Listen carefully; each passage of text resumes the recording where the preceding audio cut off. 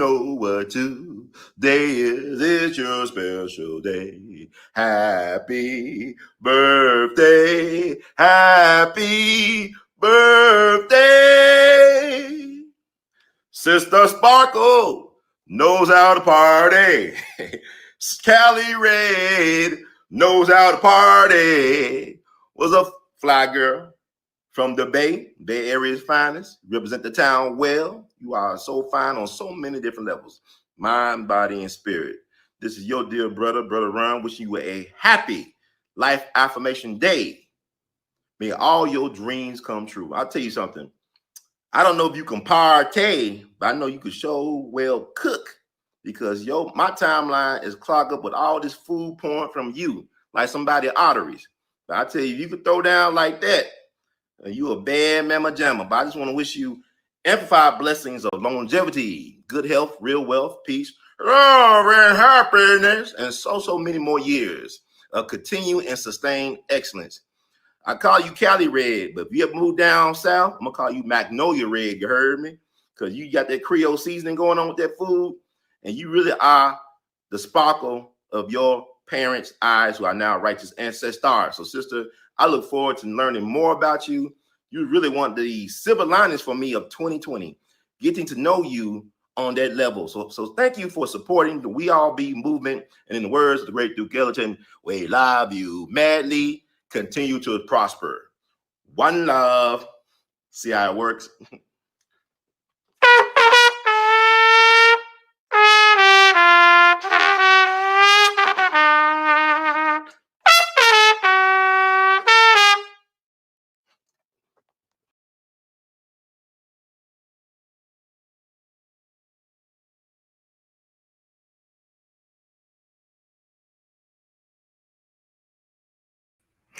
And welcome, family, to another wonderful, infotaining, edutaining edition of We All Be Radio, TV, and all that stuff. The news-free Dixie for the 21st century. I hope I'm coming in loud and clear.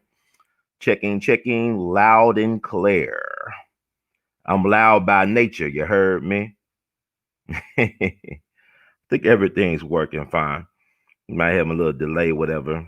But hope all y'all doing fine. We are living in very interesting times. I call it the Trump geist, but for me, for Brother Ron, this is my Run geist. I think everything looking good. This is gonna be as clear as it's going to get for right now. I think everything's all right. Oh, Real Dana, what it do? Ronaldo Thomas, what's up, brother? Alfred Harden is going well. Avery Green Oliver, everybody checking in. UA, yeah. Carolina Jet, Grand Rising to you. Brother Jose, one love. We are in here. I think I'm coming in loud and clear. But welcome everybody, fam. We got a very interesting show for you all today. There's a lot of things going on. For me, it's the Run Geist. For everybody else, the Trump Geist. But it's the Zeitgeist, the spirit of the times in German, from my understanding. And these are very interesting times to be alive. If you're bored right now, you're not doing 2021 right. To me, if 2020 was Godfather, then 2021 is Godfather too, because 2021 is going to be like, wow, it's already off to an amazing start.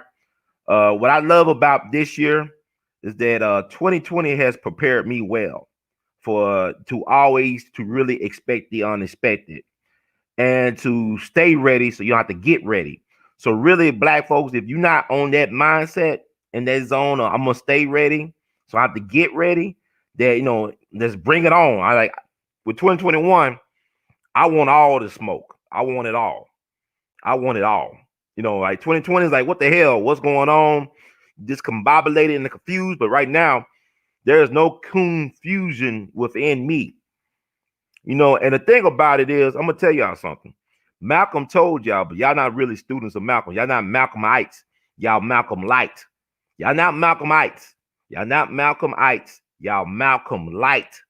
Because Malcolm told us that the media is the most powerful entity on the planet because it influences and controls the minds of the masses. Now I'm 40 years young. I'll be 41 this year. I have never in my lifetime seen a president so disrespected, so disregarded, held in such low esteem as President John Trump, Donald J. Trump. I think that's his middle name is John, right? Y'all can correct me because y'all love correcting people, especially black men. But I never seen this before in my lifetime. And what's despicable is that people can't figure it out. Hey, why y'all can't figure out that, like what Malcolm said, the media can make your enemies your friends and your friends your enemies. It never crossed people's mind why the media character assassinated Donald Trump for all these years. Never had one really good thing to commend him on. I'm talking about the mainstream, lamestream, fake news industry complex. Never really had one great. I mean, they said great things and good things about George W. Bush. Nothing about Trump. George W. Bush got us all type of messy situations, all type of entanglements, foreign entanglements, right? Starting with the Iraq War and all this stuff, Katrina, Super Bowl disaster, Hurricane FEMA, all this stuff. This ongoing war. No, this year will mark the 20th anniversary of the so-called U.S.-Afghanistan war. We will mark 20 years since we've been in Afghanistan. I can't believe it'll be 20 years this year that September 11th or 9/11, whatever y'all gonna call it, happened. Time go by fast. I ain't gonna never forget where I was at when I heard about 9/11. Never. It's like Pearl Harbor. This is my generation's Pearl Harbor, right? I remember on Tuesday morning, I was sleeping. I was in college at Washington University in St. Louis, Missouri, in the state of Missouri. State of Missouri. Called mama from Memphis. They killing everybody. I said, what? They killing everybody. I said, what you talking about, mama? They killing everybody. I said, what? Turn on your TV. Turn on my TV just in time to see that second tower get hit, right? I thought it was the movie of the week. I didn't know what they would. I mean, it was weird. You know what I'm saying? Like, damn, what happened? What's going on in my Marvin Gaye voice? I mean, I even had an appointment to see somebody off campus for a job, for a visual arts community job. Needless to say, I didn't go anywhere really that day. I stayed on campus. We didn't have Facebook back then, and I don't think we had MySpace. It's 2001. And I was just trying to deal with the fact that A.L.L passed. And that was really heavy for me because A.L.L died on August 25th, 2001. And I remember when I first heard about A.L.L passing, I was just attending a party on campus. I was having a good time. I was looking forward to the year. My senior year in college, I was going to make it like a great GOAT-like year. Do some amazing things, which I did.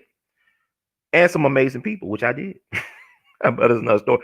But coming back home from that party to see on my computer, on my Apple computer, that A.L.L passed, I thought it's like kind of like the same reaction with Kobe Bryant. I couldn't believe it. I could not believe it. I mean, it was devastating because I was a big A.L.L fan. And it's strange. A.L.L, man, what if she had lived? I mean, A.L.L would be what, in her early 40s right now. The things she could have achieved, but yet, no, they got rid of A.L.L. They gave us Beyonce.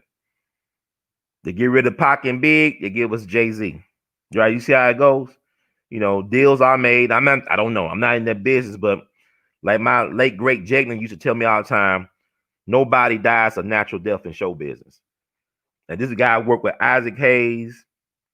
He worked with Sammy Davis Jr. And Mr. Abel told me how he got that eye really knocked out. He told me one time that Sammy Davis Jr. gave him his belt. He said, and he got hit by a car. And he threw that damn belt away. He said, Mr. Abel, God bless you, man. He said he threw the belt away after getting hit by a car. He said Sammy Davis Jr. had all types of damn bad luck. But anyway, getting back to what I'm saying. Y'all haven't really figured this one out yet, right? Y'all haven't figured out that the deep state, that the powers that be, that Donald Trump is a man without a party. He has no friends.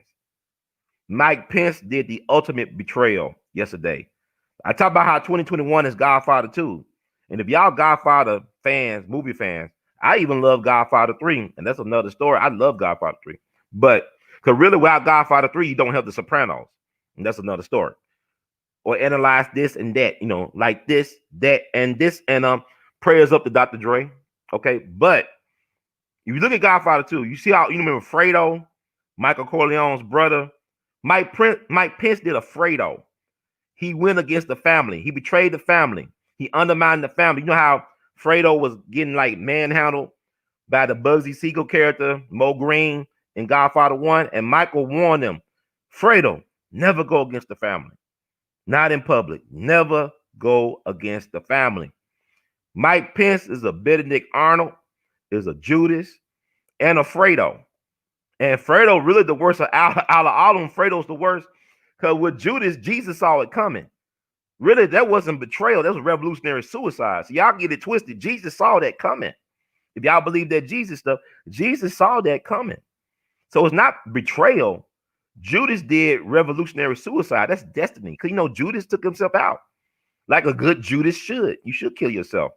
Like William O'Neill killed himself after he destroyed and killed Fred Hampton Sr.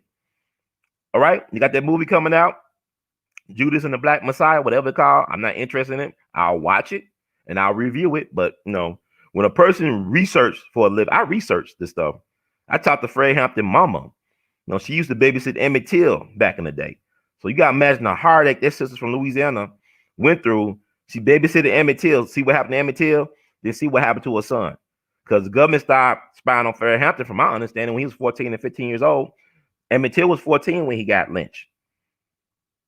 And we got to do an Emmett Till show because they're trying to rewrite the story on Emmett Till. But Mike Pence did a Fredo. He betrayed the family. He put Michael Corleone and the family, the organization and the family actually in peril in Godfather 2, and he paid the price at the end. Y'all go check that out. But Mike Pence got no backbone. He got the backbone of a jellyfish. This man was governor of Indiana. Indiana was the biggest Klan state back in the day. Indiana was the power of the Klan back in the 20s. When the Klan was resurrected back in 1915 in Georgia, Stone Mountain, Georgia, the whole way through. We're going to talk about Georgia today, too, because y'all got to understand what's going on. And I got my unique perspective of things. I got my own thing. But Mike Pence came from the biggest Klan state in the Union. The Klan was strong back in the 20s. You had over 4 million members in the Klan. Future Supreme Court Justice who ruled in favor of Brown v. Board, Hugo Black, Senator for Alabama, was a Klansman. He apologized later on like a good old boy should, right? Good old boy should. But yeah, he apologized for his involvement, but it was a political thing because they were very powerful. Even Marcus Garvey dealt with the Klan back in the 20s because they had the power. So you have a place like Indiana that had Klan, mayor, Klansmen, sheriff, governor, senators, all that stuff. So it was like it was a white guy that brought the whole thing down. White guy brought the whole thing down. Let me get his name right. Take a look. It's all online. If you do not mind, open your mind and you realize. Oh my God.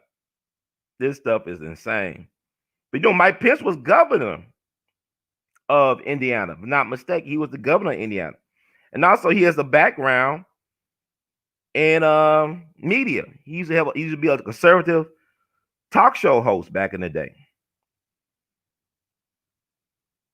I'm trying to get this guy. I want to name this Klansman right. His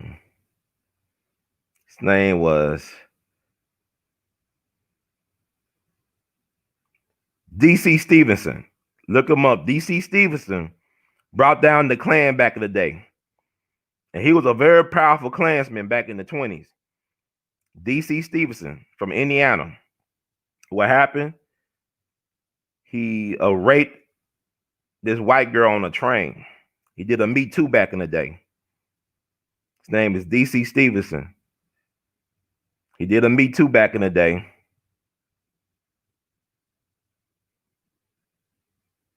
Let me look him up. I'm gonna get the right. I like to get the right information.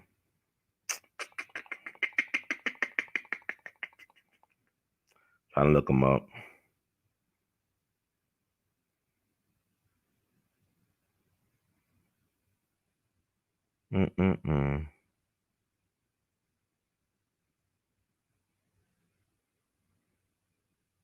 He's not from Indiana, but he made his political career in Indiana. Just look it up. Let me find him on here. And also, as I'm finding it, I want to thank everybody for tuning in to my last live, honoring our dear brother, new Black media pioneer, Patrick Weaver. Sadly, we lost Patrick December 22nd, 2020. I still don't know what happened.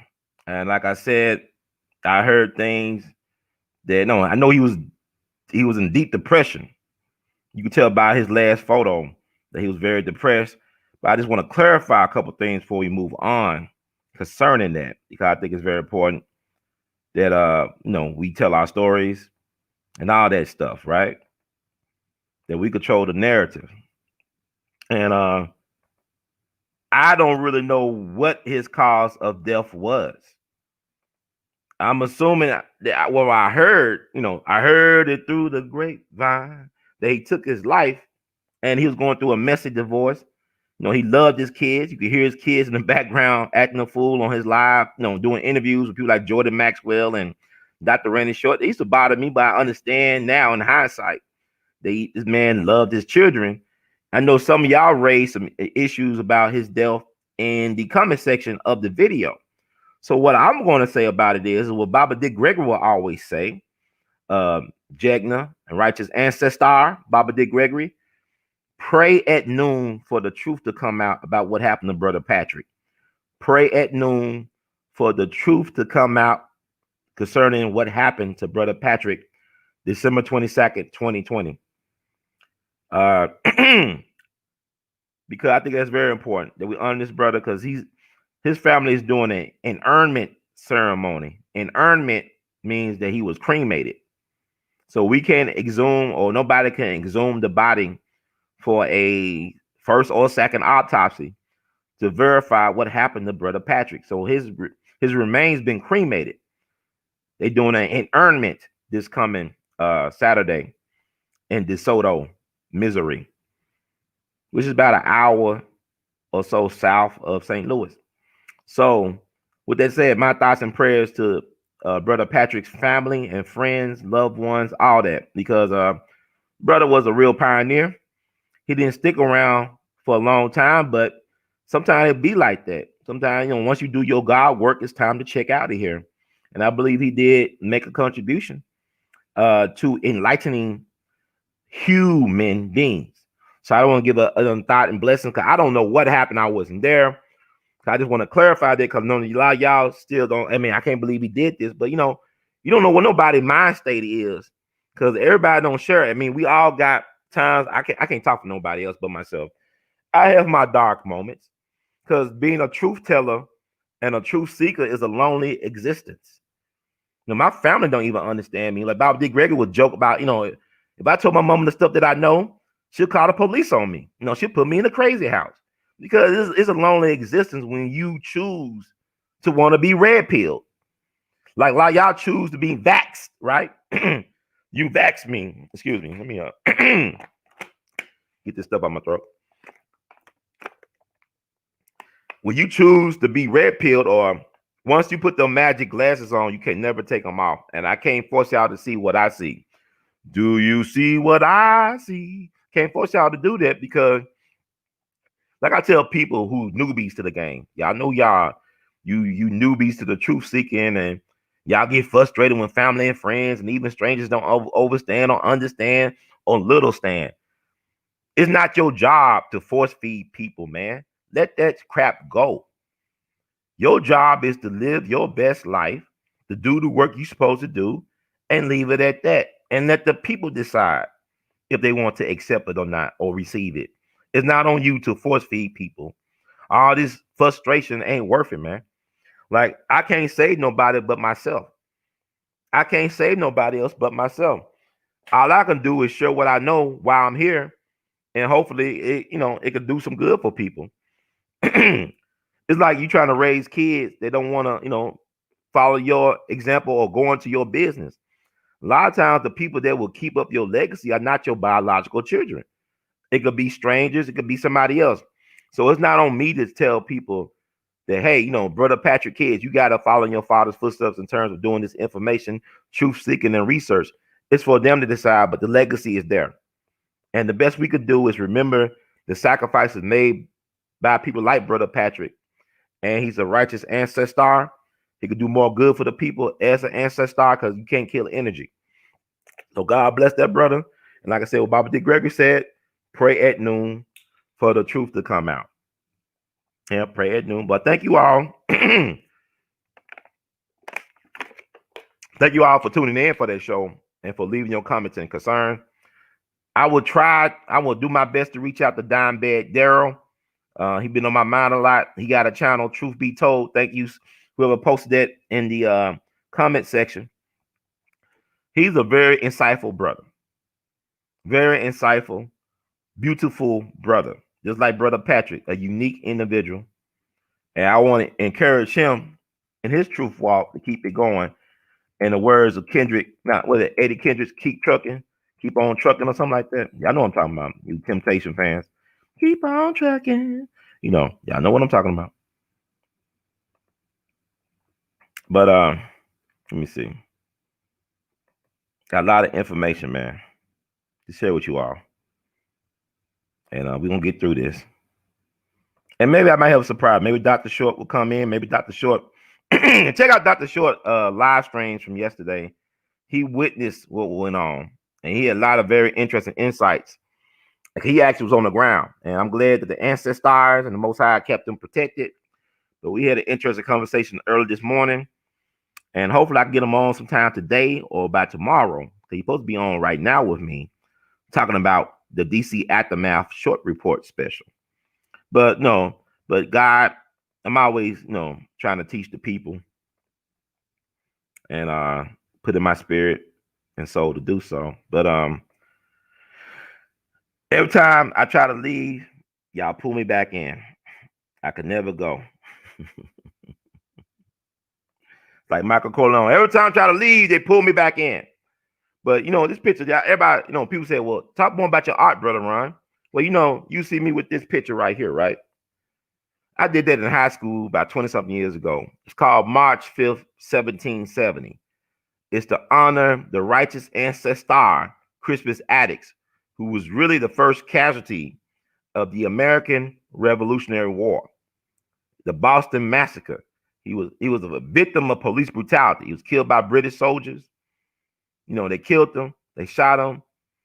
And Crispus Attucks bled blood for this republic. And from my understanding, 4 people lost their lives storming the Capitol. Now, I'm going to tell y'all this. Black folks, it ain't our fight. This is white on white crime at the highest level. This is white on white crime at the highest level. Let it play out. Especially y'all, our health has been compromised. What 2020 has exposed, not necessarily COVID, but the lack of self-care that Black people have practiced on ourselves.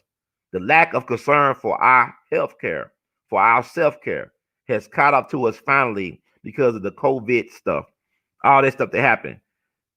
We've been exposed, that we've been dependent on a system that does not respect our humanity to really care about our own health interests. Like, when you get to the doctor and you sick and coughing, it's really late in the game. Prevention through self-care. Baba D. Gregory said 3 of the leading killers of people, especially Black people, lack of sleep, lack of exercise, and lack of water. Not drinking enough water. Our body's mostly made up of water, and a lot of us don't like drinking water for whatever reason. If you're in Flint, Michigan, I can understand why you don't like drinking water.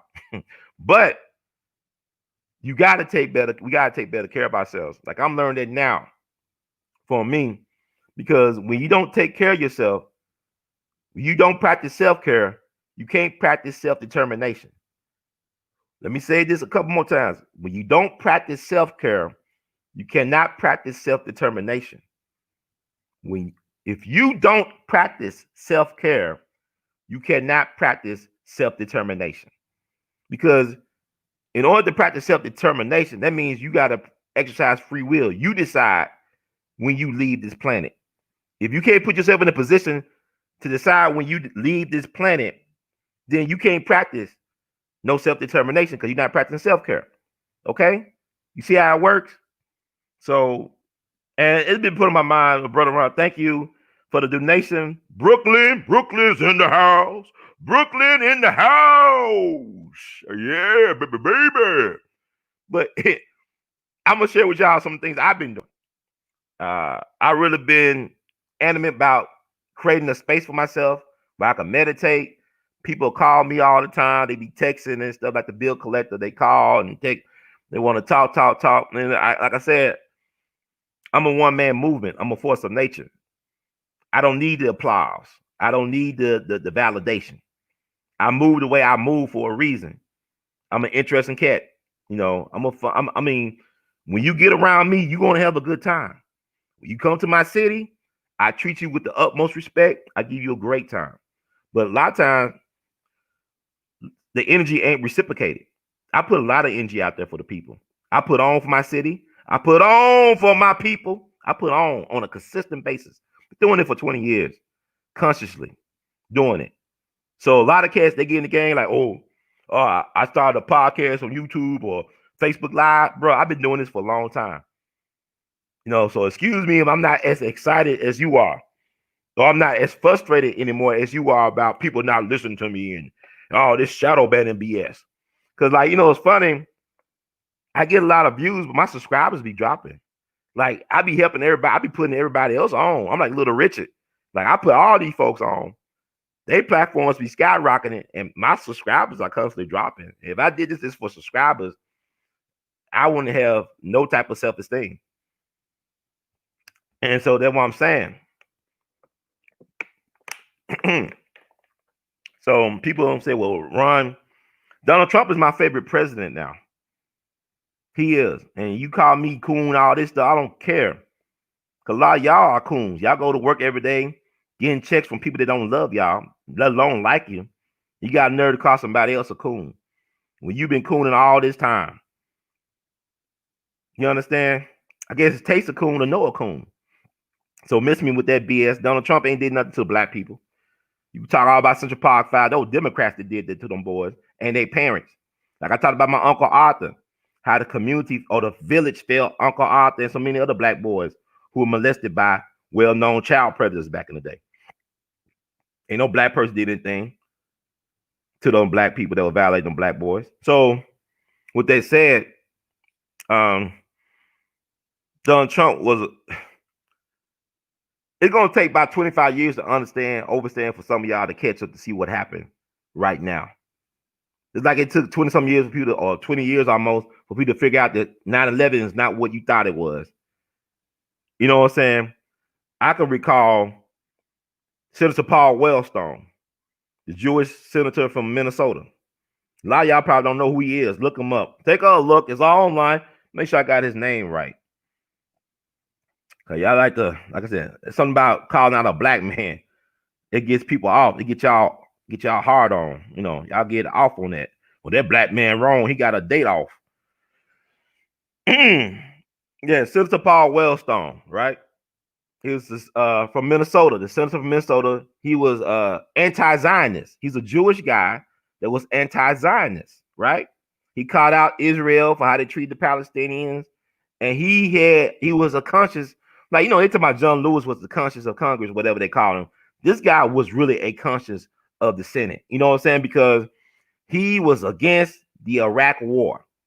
He was against it from day one, and they took him out of here. I think it was a plane crash or a helicopter crash. This happened October 25th, 2002. He was 58 years young. It was a plane crash that killed him and his wife, and I believe his daughter. He had surviving sons, and Bill Clinton and Hillary them spoke at his funeral. He was a blood sacrifice for the Iraqi war. They took him out of here because you said we can't go to war over this BS. Because even the UN inspector said that Saddam Hussein didn't have what they said they had. Give us some time. And George W. Bush and them utilized Colin Powell, whatever, Colin, whatever, Powell, basically discredit his whole legacy by selling us a bag of goods, selling wolf tickets, selling like all types of crap. Did like that Fire Island, whatever that fire festival. Man, he could have sold the fire festival. Colin Powell, whatever his name, did that little hit job. And anybody with common sense would know that Saddam Hussein could not orchestrate 9/11 because we control his airspace. His people were starving. He had children starving in Iraq. How are you going to orchestrate hijacking an airliner when America control his airspace? I'm going to tell you something about America. America only bullies the people that they control. America only took out who America took out? Libya. Libya was an asset for us. The reason they took out Libya because Gaddafi wanted to take back the currency for the motherland. That's one of the reasons. But he was a CIA asset. Anytime you deal with the devil owns your soul. Anytime you deal with the devil owns your soul. Anytime you deal with the devil owns your soul. Iraq was friends, were allies with America. George Bush and Saddam was cool. George, I'm talking about 41, CIA director, Zapata oil, all that stuff. Kuwait, I remember seeing either ABC interview or 2020 interview where they went over there and interviewed Saddam Hussein. It was like Yo MTV Cribs, right? He showed them, he got all this stuff. Guess what? All the movies he got from Hollywood, right? Favorite movies, Godfather, Scarface, stuff like that. Like you think he was a gangster rapper. He got all this, well, I got the Scarface and these people love America, culture. All these so-called dictators love America. What's that about? Think about Kim Jong-un. He's a big Michael Jordan fan. He's a big Chicago Bulls fan. Why do you think he became friends with Dennis Rodman? Why do these so-called dictators love America? They love the movies. They love the sports, the culture. What is it about America that they can identify with? So, this is very important to think about. But Paul Wellstone was killed. And sooner or later, the largest opposition in the Senate to the Iraq war, he was silenced by his own. That's an inside job. There's no such thing as accidents in politics. Like I remember on election night 2000 when they stole that election. And I don't believe the governor named Mel Carnahan. I was in Missouri, the state of Missouri. Mel Carnahan was the governor running for Senate against John Ashcroft, the future attorney general under George W. Bush. He died in some type of plane crash on election night. And John Ashcroft did a victory speech that night because he thought he won. But Mel Carnahan won. He got beat by a dead man. He found out the next morning he was crying like a baby. You understand? Oh, well, it didn't happen election night. My bad. It happened October 16, 2000. I know y'all be wanting to fact check my ass. But that was before election night. Because, Washington University, George W. Bush's, one of his grandfathers or whatever, went to Washington University. He was a financier for the 1904 World's Fair. That's why sometimes they held the presidential or vice presidential, whatever, debate at a place like Washington University, because the Bush family got ties to Washington University in St. Louis. And that's my alma mater. So, yeah, I'm one of them Negroes. But he died October 16, 2000 in a plane crash, right?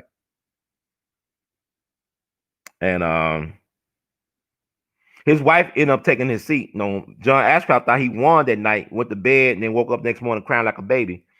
But it is what it is. These things happen all the time. Think about Mickey Leland. Now y'all don't even know who Mickey Leland was. Mickey Leland. He got killed in a plane crash in Africa. They could have saved him, but they allowed him to stay on the side of that mountain longer than he should have to make sure he was dead probably. But he got replaced in Congress by Sheila Jackson Lee. So this is what they do.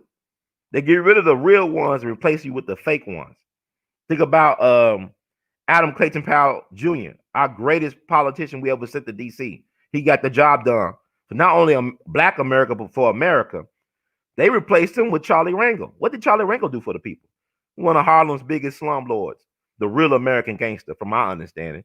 He controlled them boys up in Harlem. He controlled the Barneses and the Lucases, from my understanding, allegedly. Because Uncle Sam is the real American gangster, the original OG. Okay, so I see we got Dr. Short on, but let me talk about Mike Pence State a little bit before we get the great Dr. Short on here to join us, because I think it's very important to point this out. Y'all can understand why Mike Pence is afraid of. He's afraid of his shadow. Dr. Short is here. Let's see.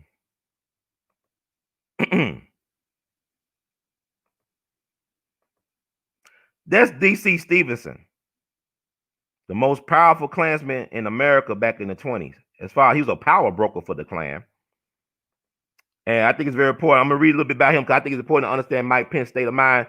You know, the Klan, the biggest Klan state back in the 1920s was Indiana. Yeah, over 4 million white folks that was in the Klan. Even Donald Trump's dad was alleged Klansman. There's a New York Times article from 1927. I told this to Baba Dick Gregory, that talks about a Fred Trump getting arrested in Queens, New York. Donald Trump is from Queens, getting arrested in Queens, New York, fighting with the police. The Klan had a parade or something in Queens, New York, and a Fred Trump. Why would they take the time to point out a Fred Trump from Queens getting arrested? This happened back in 1927. So, but I can't hold Trump accountable for the sins of the father. Not really. Because y'all love, black folks love the Kennedys. If we did that, we got to do the same thing to Kennedy, the JFK and RFK. They should be held accountable for the sins of the father too then, right? So, but let me read some about D.C. Stevenson, because he was really like the Harvey Weinstein, or Weinstein, or whatever he says his name, of the Klan. Davis Curtis Steve Stevenson, Sunrise, August 21st, 1891. He was born August 21st too, like our dearly departed brother, righteous ancestor Patrick Weaver Sr. August 21st is a powerful date in Black history. Like I forgot to mention, August 21st is also the start date of the Haitian Revolution, which started on 1791, August 21st. Also, that's the date they assassinated George Jackson, the field marshal, general of the Black Panther Party at San Quentin, the Soledad brother. That happened August 21st, 1971, or either 71 or 72. I don't have my notes in front of me. And also, August 21st was the beginning of the Nat Turner Rebellion. So that's a powerful date in history. That's a powerful date in history. So I just want y'all to get y'all mind right and understand. So you like, we teaching here. Like, I like to teach y'all, man. Think for yourself. You don't have to always receive the lesson, but just think for yourself. Think for yourself. To thy own self be true. Free your mind and everything else will follow. Free your mind and everything else will follow. You dig? So let's read about, okay, I said sunrise was August 21st, 1891. Sunset, June 28th, 1966, was an American convicted rapist who in 1923 was appointed Grand Dragon of the branch of the Ku Klux Klan in Indiana and head of Klan recruiting for 7 other states. Later that year, he led those groups to independence from the national KKK organization, amassing wealth and political power in Indiana politics. He was one of the most prominent national Klan leaders. He was viewed as responsible for reviving the Klan and widening its base, and considered the most powerful man in Indiana. He had close relationships with numerous Indiana politicians, especially Governor Edward L. Jackson. In Stevenson versus the State, 1925, Stevenson was tried for and convicted of the abduction, rape, and murder of a young white woman, Madge Oberholzer, a state education official. His trial, conviction, and imprisonment ended the portrayal of Klan leaders as law-abiding. Klan leaders as law-abiding, where they control the law, He who sets the law, who makes law, controls the law. The case destroyed the Klan as a political force in Indiana and significantly damaged its standing nationally. Denied a pardon by Governor Jackson in 1927, he started talking with reporters for the Indianapolis Times and released a list of elected and other officials who had been in the pay of the Klan. So he did kind of like a Jeffrey Epstein, Tekashi 6ix9ine deal. So he just spilled the beans. Like Nino Brown said in court, I'm gonna tell on everybody. He told on everybody. This led to a wave of indictments in Indiana, more national scandals, the rapid loss of tens of thousands of members, and the end of the second wave of Klan activity in the late 1920s.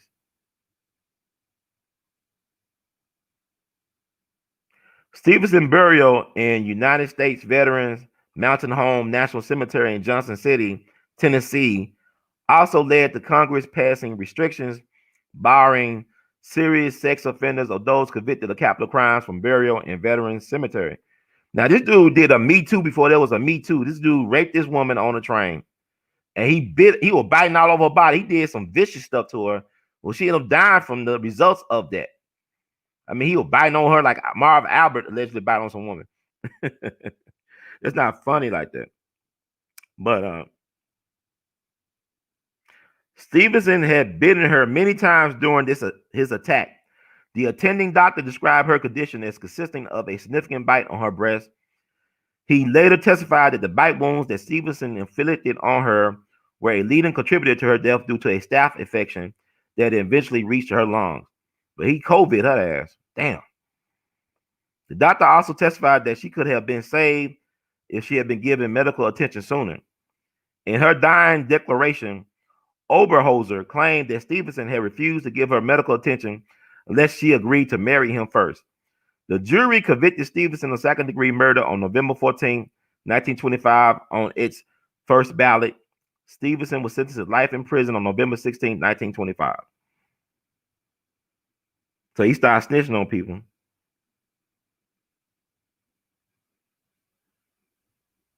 And he was paroled on March 23rd, 1950. Really, white folks never get punished for what they really do to people. You know what I'm saying? It's their system. They set the law. So y'all should look up DC Stevenson and understand the mindset of a Mike Pence. The guy, he might have some blackmail on him, dealing with this Jeffrey Epstein situation. One thing that Trump administration did was expose child sex trafficking and all this stuff at the highest levels. And you got to think about William Barr. William Barr daddy was the head of the Dalton School. William Barr was former attorney general for Trump and Bush 41. His father was the guy who hired Jeffrey Epstein as a teacher at the Dalton School. His father also was a prolific author. He wrote a book, and the father was a part of the Office of Strategic Services, which is a forerunner to the CIA, Central Intelligence Agency. So his father wrote a book, a novel about a child sex ring ran by the elites. Y'all can look this up. Y'all can find all this online. So we'll get removed to the next part of the conversation. We got the one and only Dr. Randy Short, DRS1, as our brother Patrick has anointed him. So how are you doing today, sir? I'm very good, and you, or I should say, not as good, my brother. Yeah, it must be tear gas or something, because we were talking, and the next thing I know, I woke up 2 hours later. My God. I knew it was something, man. It was an amazing day. I mean, you covered some. Dr. Short, what the hell is going on? Tell us. Make it plain. Man, it's civil unrest before, I guess, the civil war that's coming. Mm-hmm. Look, there may be 2 million people that were in D.C. yesterday, and these people, there's some people that were praying. There were all kinds of people. It wasn't just one kind of people down in D.C. When we got there, people praying, blowing shofars, feeling like God was going to speak to them. A lot of people don't realize that Donald Trump is more than just any old politician. Donald Trump is Donald Trump is sort of like a prophet to people, a deliverer, a royal king. As hard as that is for certain people to believe that, and people came to DC, they're expecting to hear from the king. Mm-hmm. And I think people were pleased and all of that. And then, you know, Pimp Pence, this is nothing that you can like about a person. I mean, when you get stabbed in the back, Mm-hmm. when you stab people in the back like he did, it's just people expecting Pence to take a stand with Trump Mm-hmm. yesterday. They really were. And they didn't do that. Pence sold them out. I'm serious. And what I mean, people were loving Pence and calling him their vice president. About I got done at 9 in the morning. Everybody was like, Pence is going to do the right thing. See, a lot of black people have a romanticized view of white people. They don't recognize how similar white people are to like black folk in terms of being gangsters. I'm just saying. And when you stab white folk or betray white folk, they don't forget. They turn fast. They're Mm-hmm. not like you can't be a Ron Lewis. I'm sorry, a John Lewis type figure for decades, and white folks still like you when they count on you to get something done. It's sort of like a woman you foreplayed with, and then you fell asleep without giving them the dick. They'll beat you up.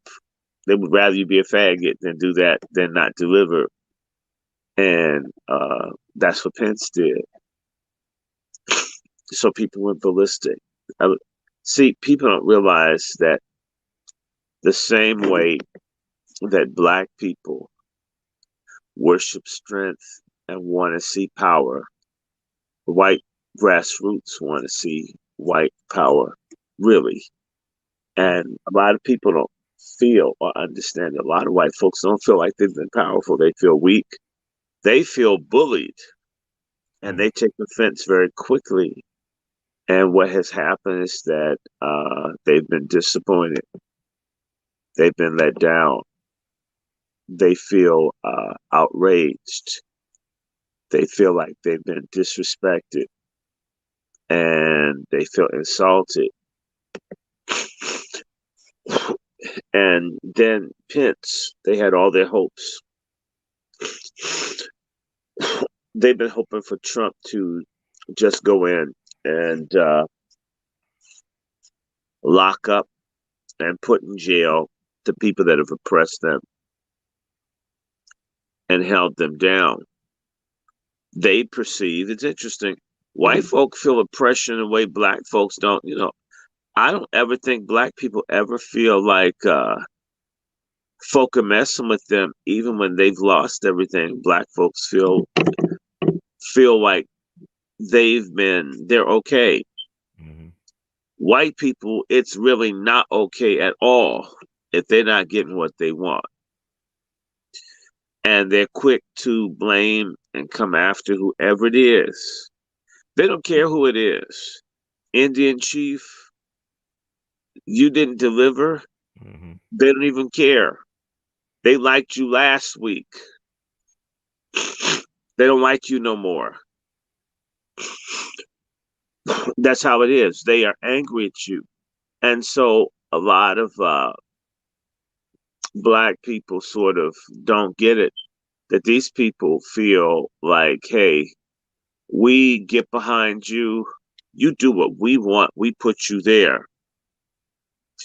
A lot of black folks, we can have a leadership that doesn't do nothing for us for generations, and we'll give them credit for what they did 100 years ago. And white folk are like the girl that's been foreplayed with, that's been given a little bit of weed. They want it right now. And the performance better be like on the decathlon Olympics level. or everybody's going to know. So I'm just telling you, there was a spirit of peace, joy, euphoria that justice was going to come for Trump, for this deplorable movement, and the people didn't get nothing, and they got mad. And I was there, and all of a sudden it came up. Pence betrayed Trump. Yes, well, we're gonna go up and see his ass. He works for us. He didn't. He lied to us. He betrayed us. He's been like this all along. We didn't really like him, but we put up with them. So now we're gonna go see him. And they went up into the thousands deep to just go and take a visit. And they did. And you have to understand, there were people that other folks identified as Antifa or others who are provocateurs who are working with the police that I think helped them get by, because in DC they have snipers and all this stuff on the roof all the time. Mm-hmm. When they picked up Enrico Tarrio, they knew his plane. They knew all. If you don't think these people know all this stuff, I don't believe that they did know. How do they not know? They've got the capacity to know these things. They didn't think people would storm in there. They didn't think that these people. See, a lot of these folks are veterans. These people have done guerrilla warfare, killed people. I mean, going past some security, what does that mean to them? Sure. See, you and I respect the security guard. You and I check our ID. You and I have our mask on. We obey rules as Black people because we're ruled. Okay? These people don't want to be ruled. They want to be free. What they perceive to be their freedom. I'm not even tripping. I'm not against that. They went to get theirs. And they're like, damn it, they did everything they could. I don't know if you heard about the 3.5 million cars that lined up to do a cavalcade for Trump. 3.5 million. I mean, it's not like people don't like him. But how could he be like the most admired man in America according to the Gallup poll, whatever, and lose the election and beat Obama's record by 20 points? He didn't lose. They know he didn't lose. You know he didn't lose. Right. They know. And so now these people, I'm just telling you, there were people up across the parking lot from the Capitol saying, hey, next time we coming with guns, I'd like to see them do that to me with my stuff. Come back with my people. We could take down the whole thing. Man, we're deer hunters. I could snipe out. We could take these people. I mean, they. But they were trained by the military, like like Civil War.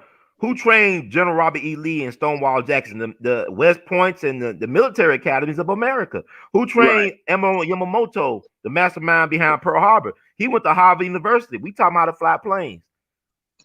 We taught him that. These people aren't playing. Yeah. They feel like they're losing everything. This vaccination thing where you can tell people, if you don't do this, you can't fly a plane. You can't get a hunter's license. You can't go to the store over Fauci. If you don't think these people know who these folks are, see, our perspective as a people is based on, as Black people, is being marginal, being denied access, not even being to be close to what's going on. It's white people know what time it is. Their friends are the ones, doing it. Now you're going to turn around after hundreds of years and say, well, we're going to make everybody niggas now. You really think they're going to go for that, to put it in their face, y'all niggas too? No, I'm just telling you, they're not going to go for it. And it's not necessarily, I worship Black Americans, but it's really about, you will not treat us any old kind of way. You But, will not. They're but you know, not going to. It's not happening. They're not going for it. They don't care what anybody says about it. They don't want to be on your YouTube video with their titty getting extra exposure. right. They don't give a damn. It was a white woman with military experience that got shot coming through the window. Yep. That wasn't some skank that wanted to get a boyfriend. This is a military trained white woman. Yep. This is a white female soldier. They don't ask for it. They take this shit like they took the Indian shit. They're not asking nobody. This is what people need to understand. You're not dealing with the people that are not able to fight. To fight. These folks are used to fighting. I mean, you can sit up and play war games all night. You know, have a AK-47 chiseled onto your clitoris. I mean, it seems crazy because we're trying to go along, get along with people when you're black, but everybody doesn't have to get along with people. That's our situation, not theirs. I'm gonna read I want to bring up the you talk about the woman that got shot yesterday. Well, they I'm gonna shot read. a bunch. They shot some more people. Oh They yeah, it shot said 4 two. people died yesterday allegedly. Just 4 Yeah, well, people. they shot 2 people. Now they're playing with this, and maybe if they didn't shoot 2, why did they put that news out now? All of a sudden, this stuff is changing. They Go always ahead do and that. They read. what they do. I'm gonna grab something. Go ahead and read. I'll be Yeah, right I want to with you. read about this woman that Dr. Short made reference to because I also heard that they killed the 16-year-old girl. They shot her in the neck allegedly, but I heard that on people live feeds. Like Baba Dick Gregory used to tell us all the time, watch how they change the narrative within the 24 hours. Like they did, you know what? They removed that video from YouTube. He didn't say it didn't happen. Y'all know what I'm talking about. But if you're a fan, you know what I'm talking about. But a woman shot and killed by police Wednesday during a siege of the U.S. Capitol by a mob loyal to President Donald Trump has been identified as a 35-year-old Air Force veteran. Ashley Babbitt of Ocean Beach, California, was the person killed during the disturbance at the Capitol. Her brother-in-law, Justin Jackson, told KNSD TV in San Diego. Babbitt's former husband, Timothy McEntee, I guess it is, confirmed her identity to the Washington Post. The Washington, D.C. police had not confirmed Babbitt's identity or released details on how she was shot as of early Thursday. D.C. Police Chief Robert Contee III said during a press conference Wednesday, the woman was shot by Capitol police officers confronting rioters as they entered the building. One Capitol police officer discharged his service weapon, striking an adult female, he said, adding that she was pronounced dead after being taken to a hospital. Babbitt served multiple tours in the Middle East as a member of the Air Force, family members said. She was the owner of pool service and supply business along with her husband, Aaron, according to her Facebook page. Her Twitter feed includes several posts praising Trump and images of her at pro-Trump rallies. In one of her final posts, she wrote, "Nothing will stop us. They can try and try and try, but the storm is here and it is descending upon DC in less than 24 hours, dark to light." And that's what you call, ladies and gentlemen, boys and girls, scholars and laymen, the sheepish and the people, wokish and all that. That's what you call a patriot. That what she did was like what Crispus Attucks did March 5th, 1770. Better yet, it's like what Nathaniel Hale. I only regret that I have only one life to give for my country. They're The on that spine. stuff. They're I mean, really it's the on spirit it. of 1776. Yeah. Yeah, I said yesterday, if we felt the same way about reparations, there should be more than you know, brontosaurus tooth Ta-Nehisi Coates down there talking about reparations. We need to really get cold gangster around getting our stuff. But Dr. Short, yeah. These people should be out here tripping off of getting our stuff. But like Dr. Short, like you said, my thing about this though, Like black folks, this is not our fight. This is not our round to engage. This is white on white crime at the highest level. We need to Right. get ready and stay ready. We need to hit the gym, eat better, get rest, stop all Screw this better. gossip BS. What's that, Dr. Short? Screw better. And screw better, pick better partners to help kids. You know, but here's the thing. Black folks said, you know when Michigan, what happened last year, the Michigan Capitol, when the white folks came with them guns, you got Yes, black sir. folks saying, if we did that, they'll get us. But I'm saying, if we could getting storm the anyway. beaches of Normandy, we stormed the beaches of Normandy. My grandfather was in D-Day as a member of the Red Ball Express along with Medgar Evers. If we could charge up San Juan Hill, why can't we just go to our capital with our guns? I'm not saying do, but I'm saying, why are you afraid? Like Malcolm said, if you could bleed in Korea, why not bleed for your liberation and self-determination? Mm. Patrick Henry said, give me liberty or give me death. When George Washington then went against the crown, if they had lost that war, they would have been treated as traitors and executed. Mm-hmm. And we betray our people every day, every generation. We betray ourselves.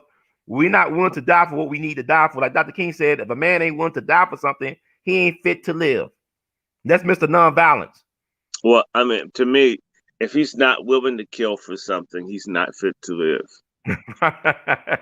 But we dying every way, Dr. Shaw. We dying. It's a death machine. It's a death cult. It's a death culture. They killing us one way or the other. Some fast, some slow. But we're dying. And 2020 exposed that. It's not just COVID that's killing us. It's what we're eating, what we're breathing, how we think, who we sleeping with. You know, there's a lot of ways to kill us. You know, I was down there, man. The folk were out there praying.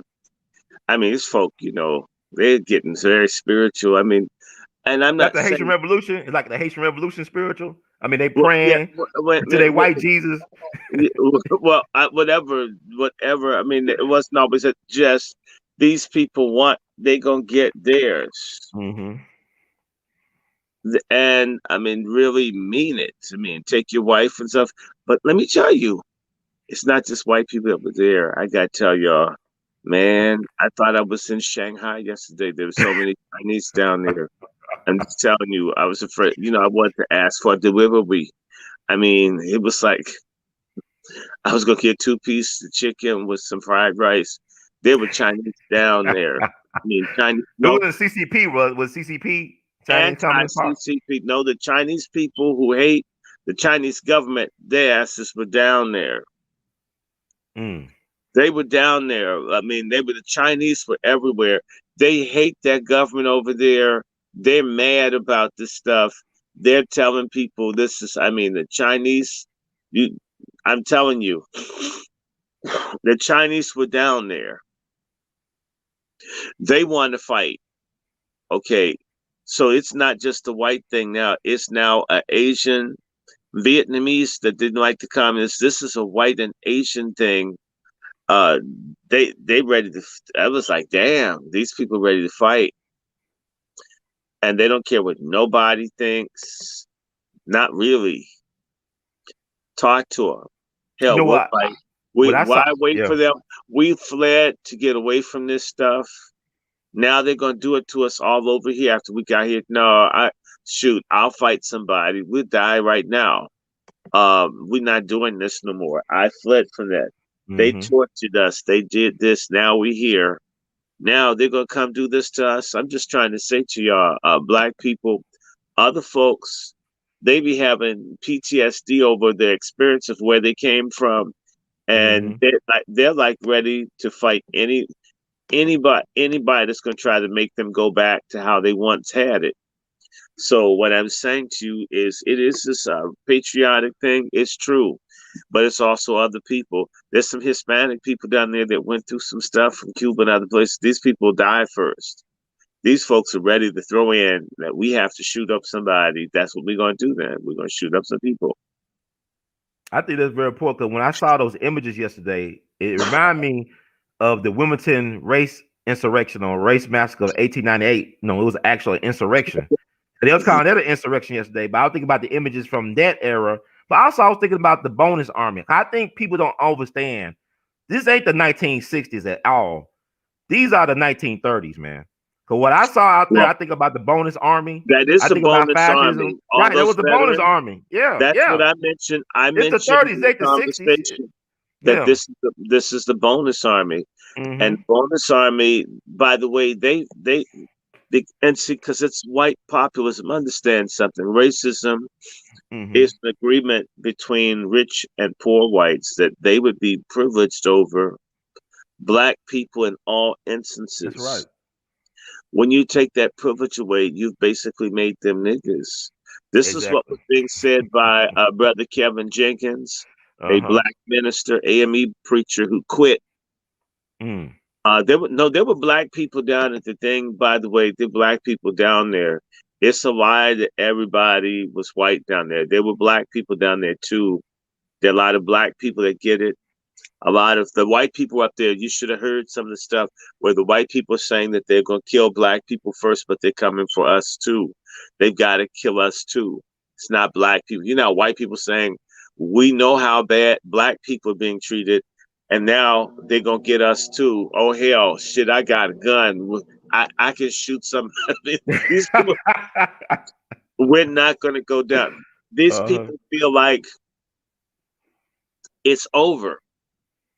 There's no way to fix stuff anymore other than to shoot somebody. I'm not saying everybody, but it's some people. And they're not necessarily violent people, anything. They really, if you come up believing this stuff, then all of a sudden they're going to take it all away. Somebody will flip on your ass. They'll snap. Yeah. These people feel like everything they ever believed in is gone. Yep. There was his Mexican woman up there crying that they basically murdered her mother in the hospital. A lot of people there have had family members killed behind this COVID stuff. They never thought you can't visit, you can't give a card, you can't touch it. I mean, just all this is being done to you. What? These people feel like they're being set up to be eliminated. Excuse me, there was a lot of smoking and vaping I understand, yesterday, yeah.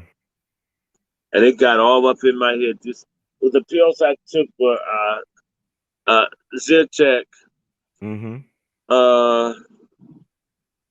right? It wasn't cocaine tablets. I I like can't. Zyrtec. Zyrtec is strong. I like it. Oh, well, yeah, I may take one Yeah. more because the people Mm-hmm. were vaping and all this stuff. And yesterday, when I was at the Capitol, a piece of somebody's cigarette went straight up my nose, man. So, Oh man. I saw your legs work though, Dr. Short. Your legs was in good working order, man. oh hell yeah, I'm not trying to get shot. Indeed, I'm not there about saying you got fight or flight. You say I hell flight all day, boy. no, I'm trying to fight to get to the metro. I mean, John Lewis, baby. I'll get my gold medal and shit. I mean, right there with Jesse Owens. I mean, the last thing I want to do is get caught and shot down. I know that's right. I got to talk about these Proud Boys because Yeah, go ahead.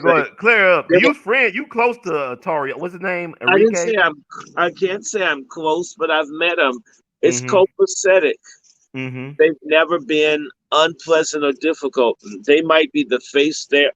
Of course, they're racist people in every organization. Of course. I need to go no further than the NAACP or the National Asshole Network or the Congress of Black Churches, National Congress of Black Churches. There are a lot of people who hate Black folks.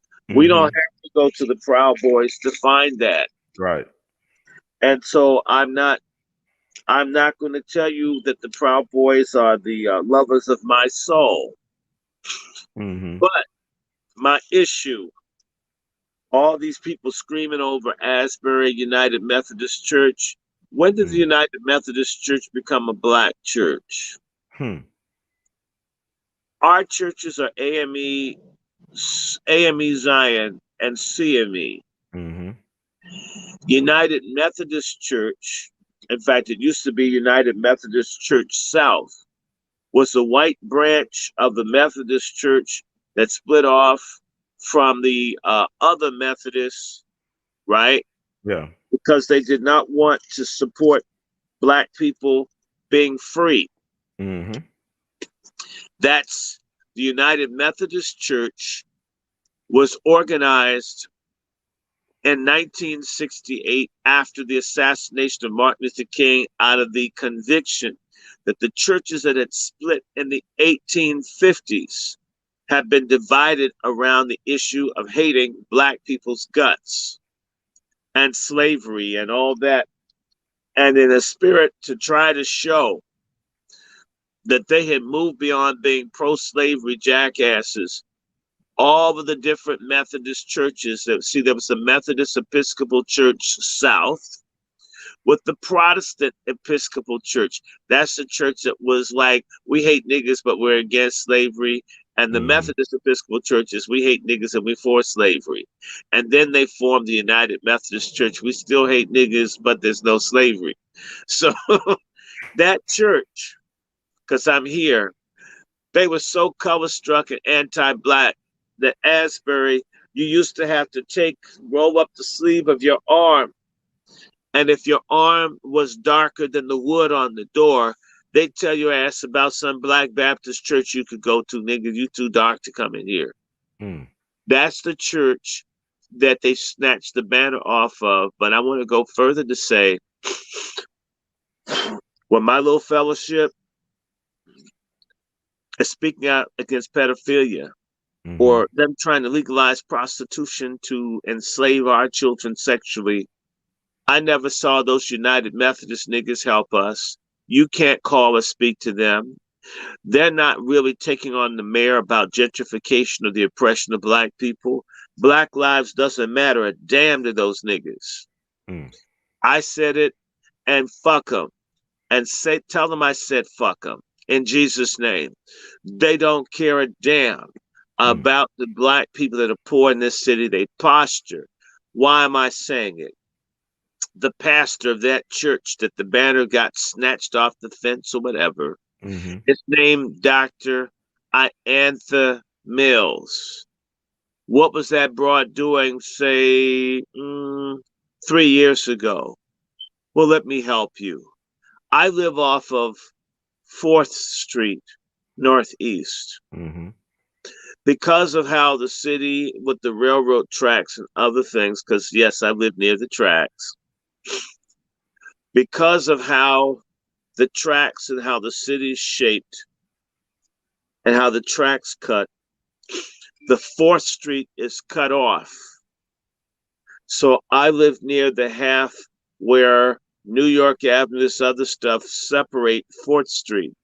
But on the other half of these other things, tracks and others, is the other part of 4th Street. And near the top of 4th Street below New York Avenue is the largest abortion clinic in Washington, D.C., and the thing is brand new. It's on 4th Street. It's 1215 4th Street Northeast. My mother grew up, and my family's home is 1 block down on 1115 4th Street Northeast. Iantha Mills and 24 other Black preachers did liturgical dance, prayers, blessings, and songs to launch the abortion center, singing "This Little Light of Mine." This Black broad is singing "This Little Light of Mine" in a place where they will murder Black children. And yet this same bitch is crying over a Black Lives Matter banner. Are you kidding me?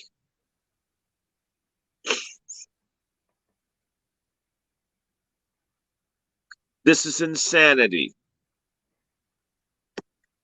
This little light of mine. What's worse, burning a Black Lives Matter banner in a fight between Antifa, Black Lives Matter, and the Proud Boys? Or are you sanctioning the genocide of 20 million Black babies?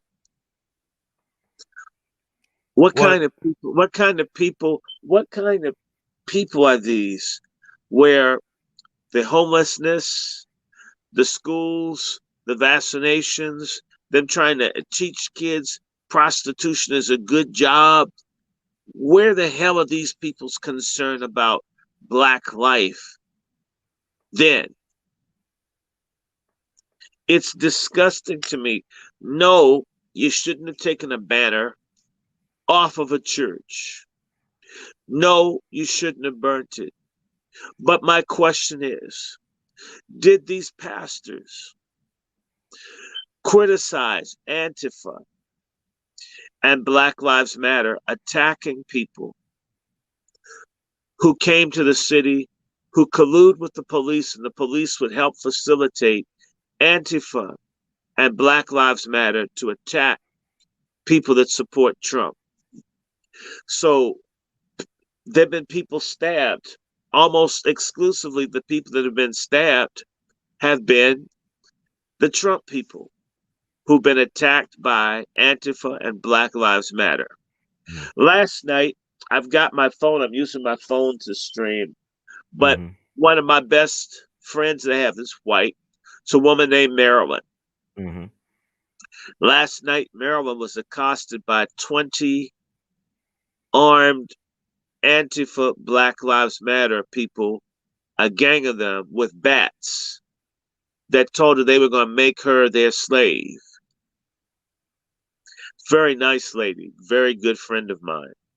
Mm. They've got these people going around threatening white folks in the name of black people. What do you think if they had beaten her with bats or done anything to her? What do you think could happen Oh. in the country that there are black men going around beating and attacking white women in an organized fashion? What do you think will happen? Will they defend us when folks seeking retaliation come after individual black men and or women? Will Black Lives Matter be there for us? Will they? Do they even share the tens or hundreds of millions of dollars that they raise under the mantra Black Lives Matter? Do they go to the victims' families for burial? Does it? Are they helping anybody? Or are they being used to create a justification for our people to be destroyed? That's a good friend of mine. So they were out last night. When you tell us there's a curfew for everybody, but you've got Antifa and Black Lives Matter allowed to roam around in gangs to intimidate people. If you don't understand that they may use those folks one day not to intimidate Trump supporters, but to intimidate black folks, because a lot of these people in these groups are not black at all, they'll be used on us.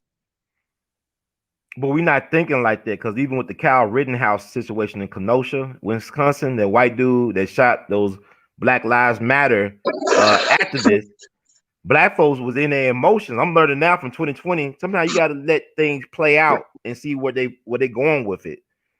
Come to find out that the people he shot were white guys. They were white gay guys.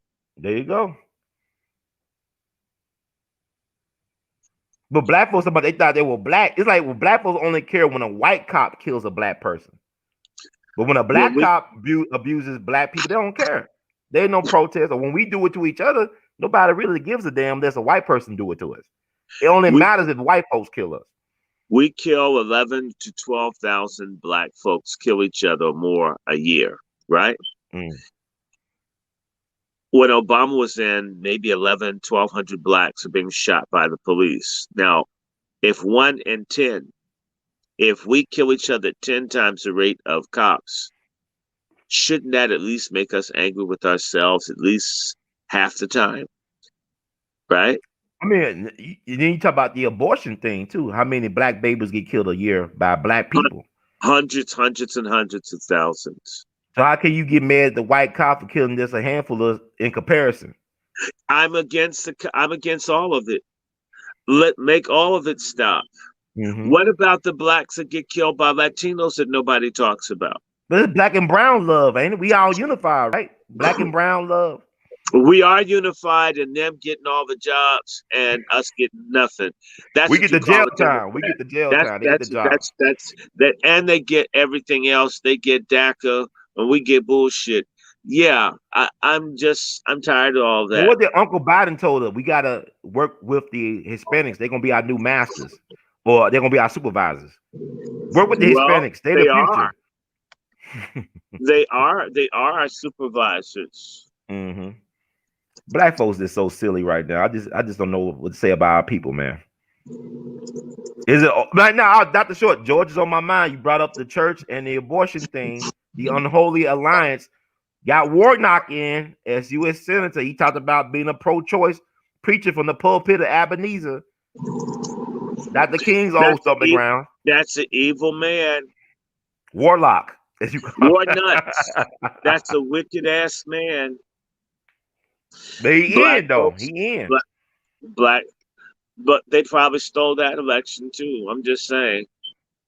We know the problem with Georgia is that it's probably more corrupt than Illinois. Because Kemp was the Secretary of State. He stole that election from Stacey Abrams. Now Stacey Abrams, allegedly, they doing what the white folks always been doing though. But she's on the Democratic plantation. That's my only problem with it. You stuck on the Democratic plantation. Look, Stacey Abrams, I bet you a Bojangles 50 piece. Stacey Abrams is a butch if I've ever seen one. And her sister looks like rerun from What's Happening. But they're very accomplished, though. They're very well educated. Yeah, she's accomplished at not giving booty to black men. I mean, more power to that.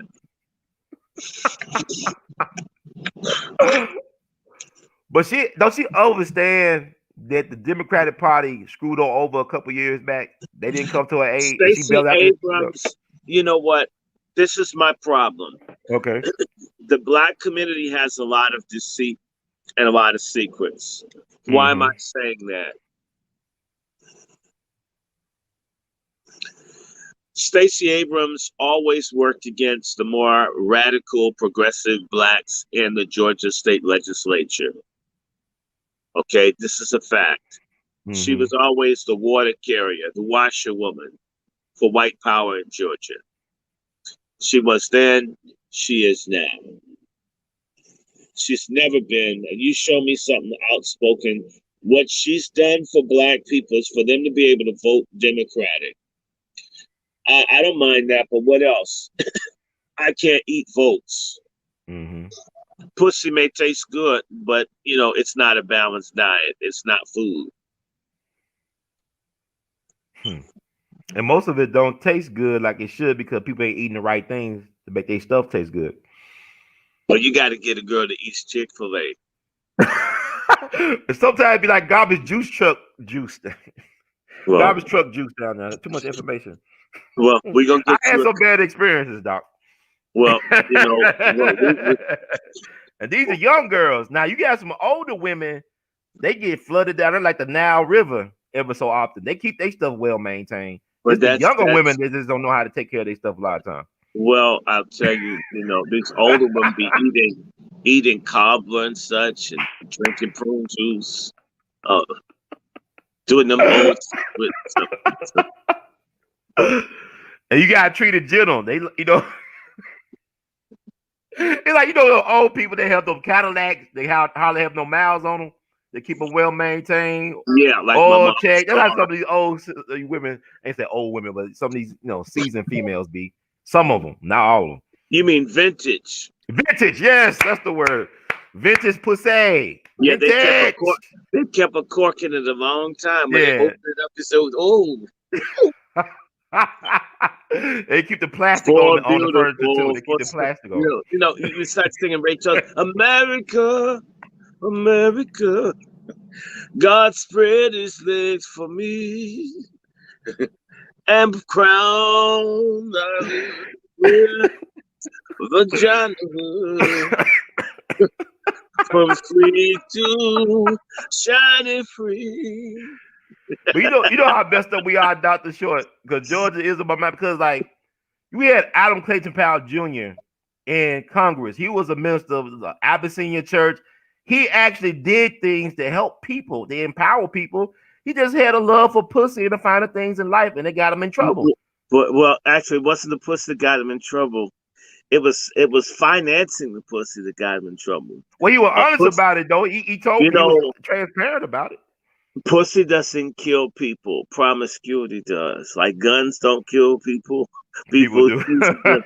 Okay, so let's not put pussy down. There's too many people trying to get people in the back. But at least he was he loved pussy though. I mean, he was And he straight loved guy. black people. He He loved loved black black women. people. He's a He good loved black person. women. Yeah. I met this very phenomenal black woman politician from California. This woman was fine, Ron. Mm-hmm. She ran for Congress. Her name is Asia Smith. It's a good-looking woman, healthy too. Normally I'm biased against you having extra pounds, but Yeah. man, they were just a very positive sister. I mean, it was incredible. There are a bunch of people that are going to start getting into stuff. I see black folk getting frustrated and getting into things at long last. Mm-hmm. And I'm excited. I'll tell you something. Trump has been a bull in the china closet. It may fuck your china up, but I tell you, you will go in and sweep up the shattered pieces. You gotta do something different. So that's the one thing. But I'm really black people have to get serious. I don't go down the Capitol. I had to go down. I knew they were going to do some crazy stuff. I had to go down and have my phones charged up and everything to record this. What y'all didn't hear yesterday, there's a website called One Loud Voice. Mm-hmm. All the people, the guy who made the film Vaxxed, these people talking about armed resistance to vaccination, y'all. It's coming. Y'all, some people, I'm telling you, if y'all nurses and shit, a lot of you dumb fuck black people that do whatever you're told to keep a job, it's different if you're a hoe and the pimp beats your ass. When you just do whatever you're supposed to do to get paid, no matter who it hurts, days gonna come, if y'all vaccinate someone, they're gonna come and shoot a bunch of nurses and doctors. I mean, I'm just telling you. Well, they did that, abortion clinics. People do mass shootings. They used to do them at Well, abortion clinics and whatnot. This stuff is it's gonna come back because now they're gonna be doing COVID vaccinations and all through Planned Parenthood. There's gonna be 2 reasons to go through there. I am not trying to get. Hey, how's everybody? Lord have mercy. Someone asked me about this sister. This is a very nice sister. And they weren't a feminist. I was so glad. Damn. I'm gonna email them back today. I've met a couple of sisters that are not feminists. We need to keep attacking pork chop feminism. We have to continue bitch shaming to punish feminism in our community because this is getting certain sisters to say, I don't want to be with that. So any woman that doesn't want to be a feminist, you can halfway get along with them. But nice sister, good sisters. One was supposed to go, I think, Sister Lisa. I don't know. Phones and everything have been crazy. But let me get back to this. Look, we've got to do. Everything's wrong with feminism. Jasmine Renson. We hate feminism. We like women's rights, fair pay, decent treatment. You can't slap women around like they're stunt dummy in Hollywood. But you got to have a family as a foundation. And without, I apologize to no one. Men have to be leaders in their home. They're leaders in the home when everything goes wrong. It's all of a sudden it's the man's fault. It's interesting. Feminism says he can't lead no matter what until stuff goes south. Then it's his fault he didn't step up as a man. You can't have it that way. So we're not trying to keep people from being single moms, but if we look at where we have the most indices of problems in our community, um, it's a problem. So I'm against feminism. If you're looking for feminism, this is one stream, one group that you will have your feelings hurt as frequently as it can be done, just for general purposes. In fact, this website is reparations for Black men that are sick of feminism. Almost all feminism is extremism, all of it, all of it. Anything that says that men heading families is a problem is an enemy to Black people. Well, if you're a tough cookie, I won't be mad at you if you don't ever come back. We're tired of tough cookies. I like soft, chewy cookies. I like sisters that make you feel like you could work with them instead of they don't need you. You know, there's sisters that are so tough. If someone wanted to have an axe fight with them, you wouldn't even try to help them because you figure they got it covered. I don't need a dude who acts like I don't need a dude with the female body parts. I want a woman that's a woman with body parts. And by the way, the feminism helps the trans movement because there are women out here who are so hard until a man walks down the street who has PTSD from looking at women that remind them of folks on combat pay. Then you see a trans who's acting so feminine, cooking, taking sushi lessons and all this stuff. And I mean, this person's getting all the hair electrolysis and getting waxed, trying to pass themselves off as a dude. They've got like shoulders that are 8 feet wide, but otherwise, they got the act of a woman down of what they as a man, show you how twisted this thing is. They know exactly what men want and how to get to men because they got the inside information because they're a deviant male. The women are the exact opposite of what men want and expect the men to go for. It's like me going up to a woman and say, "Hey, baby," then I like vomit. What kind of woman's gonna want me? That woman should despise me if I just vomited or had like a really bad fart that you could smell across the street. So, a woman having tough skin is different from being a feminist. Feminism basically says, one, God is wrong, the Bible's wrong, women should be in charge, killing a baby is cool, men tend to be rapists and violent, especially Black men, all this garbage. I went to the book. In fact, I will stop because we're going to do another feminist conversation later, but the book I had out the other day was Christine Hoffsummer, Who Stole Feminism. It does show your values. Like, I guess you're doing that little tricky stuff sometimes. Oh, really? Oh, I can hear you now. I can hear you now. Yeah. I want women to be women and men to be men. I don't want women to be suckers, chumps, or doormats.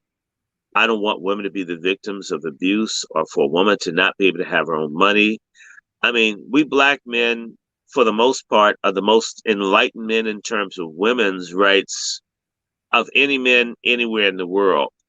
And we don't care if Black women don't get that because most of them suck at doing comparative analysis between men and women. They either don't travel or they choose not to see what value Black men have, or they tie up everything in their personal experience. So they pick a dude who's Jack the Ripper and he's Black, and because he dogs them, all of us treat women the way this guy treated you. And then they only date people who are like, sociopaths, psychopaths. And then that's Black men. Well, no, that's an asshole woman that likes destructive, abusive Black men. That's Billie Holiday, basically. Billie Holiday, that's Whitney Houston. You're right. And by the way, Whitney Houston and Billie Holiday, bisexual women. So I wanted to do these women that are bisexual, pick men that are failures. as a cover to say nobody with the penis ever treated me right. That's why I'm with people who don't have penises. Mm. It could Okay, well, possibly be. uh It could possibly be that. I mean, like, you know, I was just it is so much to digest right now, what's going on, but the black women are encouraged not to embrace the black family, whether it be in the womb or picking a certain suitable mate. I mean, they're encouraged because when I look at Trump, Trump is like political Viagra for black men. For me, it gives me like, man, I feel like a man because his dude, he's not taking shit. You know, he's talking his mind. He's not apologizing for being himself. And that should be encouraging to other men to step it up and man up. But he's the last bastion of manhood in the political situation. Because well, you got Joe Biden coming in with the tampon cabinet, all that damn estrogen, and Joe Biden ain't running anything. you know, he should be called Ho Biden. Now, let me tell you, have you noticed the people that don't like Trump? They're almost always effeminate. Yeah. Obama. They're almost always effeminate. If you look at who's against Trump, if you look at that guy Rassensperger down in Georgia, Yeah. I mean, have you noticed he looks like Mother Teresa with no habit on? I can see that. He does look like Mother Teresa, and if his hair is long, he looks like B. Arthur from Maud. Remember Yeah, I Maud? remember out there from Golden Girls even. Yeah, I remember Yeah, her. yeah, he does look like the guy from Golden Girls. But this But what I'm gonna say if too. Yeah, but Dr. Short, what I'm gonna say for as far as black men by Obama, what he don't understand, I see how they treat Trump is how they treat black men. I give it's you an example true. like Bill Cosby. How you gonna be America's favorite dad, then you the boogeyman? That's how they did Trump. Trump was a media darling. Everybody loved Trump. All the rappers wanted to be Trump. Trump was like, you know, the standard. And now he's a boogeyman. You deactivate his Twitter account. You censor the president as the sitting president. You How can they disrespect this censor man the like this? president? They That's don't censor. crazy. They don't censor But he's Ruth a Hall. tyrant. But he's a dictator, though, Dr. Short. He's a dictator. He's a tyrant. He's Well, authoritarian. But they censor him on social media. he Come is a on, man. dictator, depending on how you spell it. But black men like me can identify the disrespect he's getting from the establishment. Because, like, you know, that movie Howard Rollins did called Ragtime. Y'all, with Debbie Allen. Y'all didn't check that movie out by Howard Rollins because you try to do everything right. You try to go by the law. Oh, they cheated. I got the evidence. Well, we don't care about that because we're going to do Well, this. You know, they cheated like a black man. Well, under Biden, we're going to have fag time. That's gonna be the say it again, Dr. Short. Say it again for people in the back. We're under Biden. We're gonna have fag time. Okay, we had it under Obama. It's coming back. Coming to a rectum near you or a rectum of your kids, man. And folk keep saying, "Get out of my bedroom." Hell, get out of my child's classroom. So you'll be like a James Brown remix, living in your derriere. Yeah, that's the new anthem for America. or eating the posterior. Oh my God. Oh my God. So this is a clown show. I can't believe it's the theater of the absurd. Well, this stuff is unreal. You know, Pence always, you know, I think that they got some pedophilia stuff on Pence and Roberts. I'm telling you, here in DC, look, I'm gonna go back. Wow. 40 years. I was in the 11th grade 40 years ago. Or 10th grade. I'm sorry, 10th grade 40 years ago. Okay. And what I want you to know is that I was considering applying 40 years ago to what's called the Capital or the National Page School. That way you get to work and do stuff around Congress when you're in high school. Mm-hmm. I was going to apply. I was really excited. I was tired of being in the public school I was in, and I was bored. And suddenly I got all the teachers behind me and all that. Then I dropped it. You know what happened the following year? What happened? Big scandal. The congressmen were having sex with all the boys at the paid school. This is the capital, the national paid school, which means the congressman for the longest time had been screwing the children on Capitol Hill. And I had one of my teachers say, "Aren't you glad you didn't go?" And the answer is yes. Although I'm certain I would have learned something. Just, it's not like, you learn a whole lot looking at albino Vienna sausages. So, but I got a can of Vienna sausages in my in my cabinet right now. well, that probably remind you of the Clinton family reunion. Okay. Man, why do the evil people always win? I guess it's their system. They always winning. They always Well, winning. because it says in the scriptures that Satan is the god of this world, and we're going through a testing to prepare us for the next life. And wow, all of a sudden, my friend, I guess when we start talking about stupid stuff, we stop talking about political stuff. All of a sudden, my live stream came up after 53 minutes. I really do apologize to y'all for that. It's not like it's not supposed to be on and everything's hardwired. Now, look, man, we really need to understand that there is a system, a Luciferian system. Welcome, Brother Cam, where evil is the dominant pulse, and righteousness is the outcasted pulse. And so I'm very clear that we're deceived and we live in a fallen world that's under alien immoral forces. I was thinking about something, and I was mentioning to someone how you take the people storming the Capitol. Right. Had black folk been up on Capitol Hill halfway doing what I saw white folk do yesterday, those folks would have been beaten, shot down in more severe ways. Real talk. They would have been beaten and shot down, really.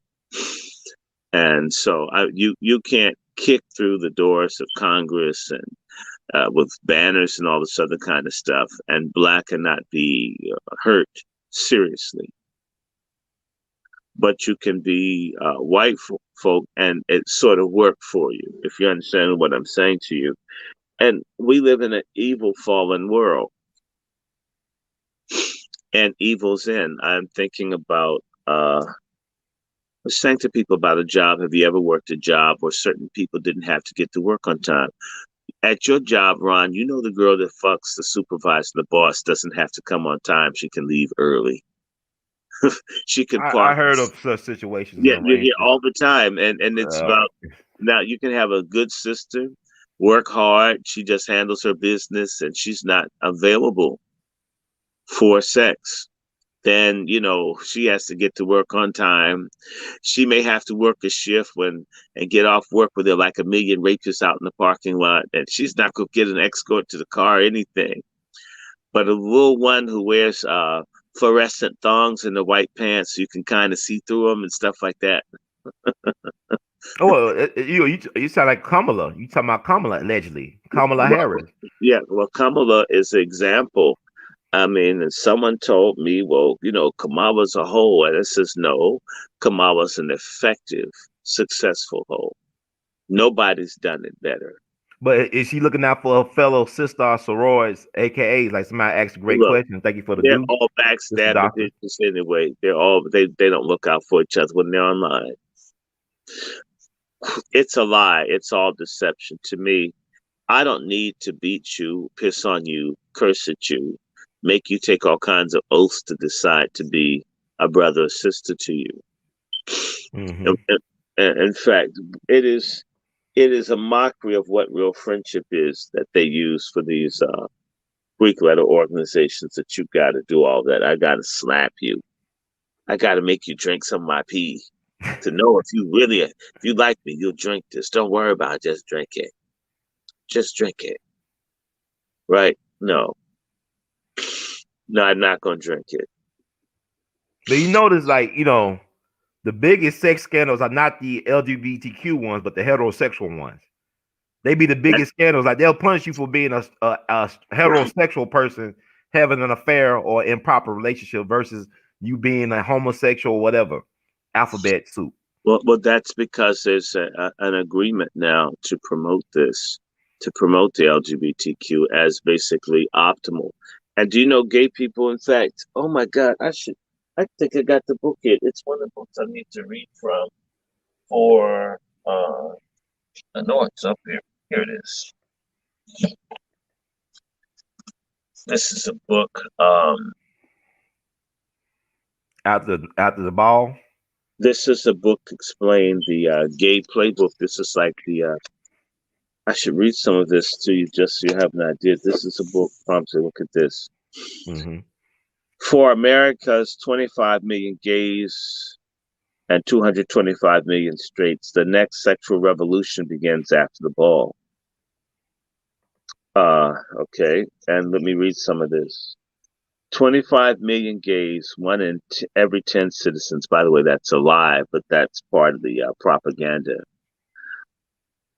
One in every 10 citizens make up America's largest and last outcast minority. Listen to that. Gays are the largest minority. And Joe Biden acts like that. And all of y'all deserve it that support Joe Biden. Y'all deserve to be, y'all deserve all the pain that's coming. Let me keep reading. What would it take to transform our fiercely anti-gay society into one where homosexuals could live freely, openly, happily, now and in the AIDS-haunted America we know over the next decade? It will take an aggressive new battle plan for gay rights. The stunning, systemic, and controversial blueprint presented in After the Ball, Marshall Kirk and Hunter Madsen write with wit and anger on the 20th anniversary of the Stonewall riots, where the gay revolution first began. The authors, Harvard-trained social scientists, reveal why revolution has failed so far to defeat homophobia and homo hatred in America. Their hard-hitting expose faults both straights and gay activists for the current mess and shows how deeply gays have suffered as a result. Dismissing the movement's outworn technique in favor of carefully calculated public relations propaganda. After the Ball unveils the key psychological principles and national strategies that gays must follow to conquer bigotry in the 1990s. At the same time, Kirk and Madsen propose a clear-eyed agenda to reform gay culture itself by eliminating common misbehaviors that hurt gays and needlessly borrow trouble from straights. With pragmatism and conviction, the authors lay the groundwork for the next stage of the gay revolution and for its ultimate victory over bigotry. After the Ball gives citizens a sense of goodwill, whatever their sexuality, hope for the future of America's homosexuals. So when you watch the news is shaped by this book. If you want to get a copy, I hope After you have the Ball. Is that After the Ball? Is it available on Amazon? If you got like $1,100, yes. Yeah. So why people always got this thing? Black people, knowledge ain't free.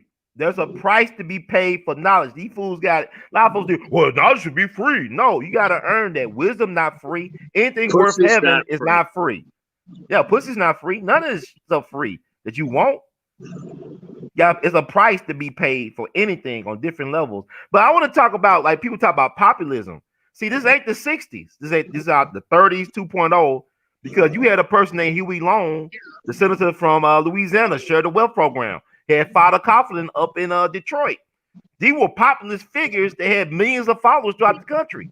And they assassinated Huey Long down in Baton Rouge. And they silenced Father Coughlin. Yeah, it did. They had millions of followers, though. I mean, the people who really are a threat, they want to look like Donald Trump. Huey Long, when you bring his name up, they always talking bad things about Huey Long. He did a lot of great things for the people, black and white, down in Louisiana. Let me stop you and say to you, that the coup against Donald Trump is a pedophile coup. Mm. We are in the midst of a pedophile revolution in America. Y'all just don't know it yet. My bet, by Valentine's Day, if not on Valentine's Day, there will be an effort to decriminalize pedophilia by Valentine's Day of this year. If Joe Biden becomes president on Valentine's Day, they're going to work to decriminalize pedophilia in America for once and for all. Y'all hear this, folks? This is what y'all voted for. This is what y'all voted for. Black single mothers, y'all deserve what y'all brought down on yourselves. Mm-mm. I'm gonna sit back and just drink tea. Mm-mm. Pedophilia will be decriminalized under Joe Biden. Black single mothers who voted for Joe Biden will be punished. You will be punished. But Donald Trump, the bad guy. Punishment is coming. Well, sister, you may not have voted for Biden, but too many Black women did. Too many Black women helped. Still the election.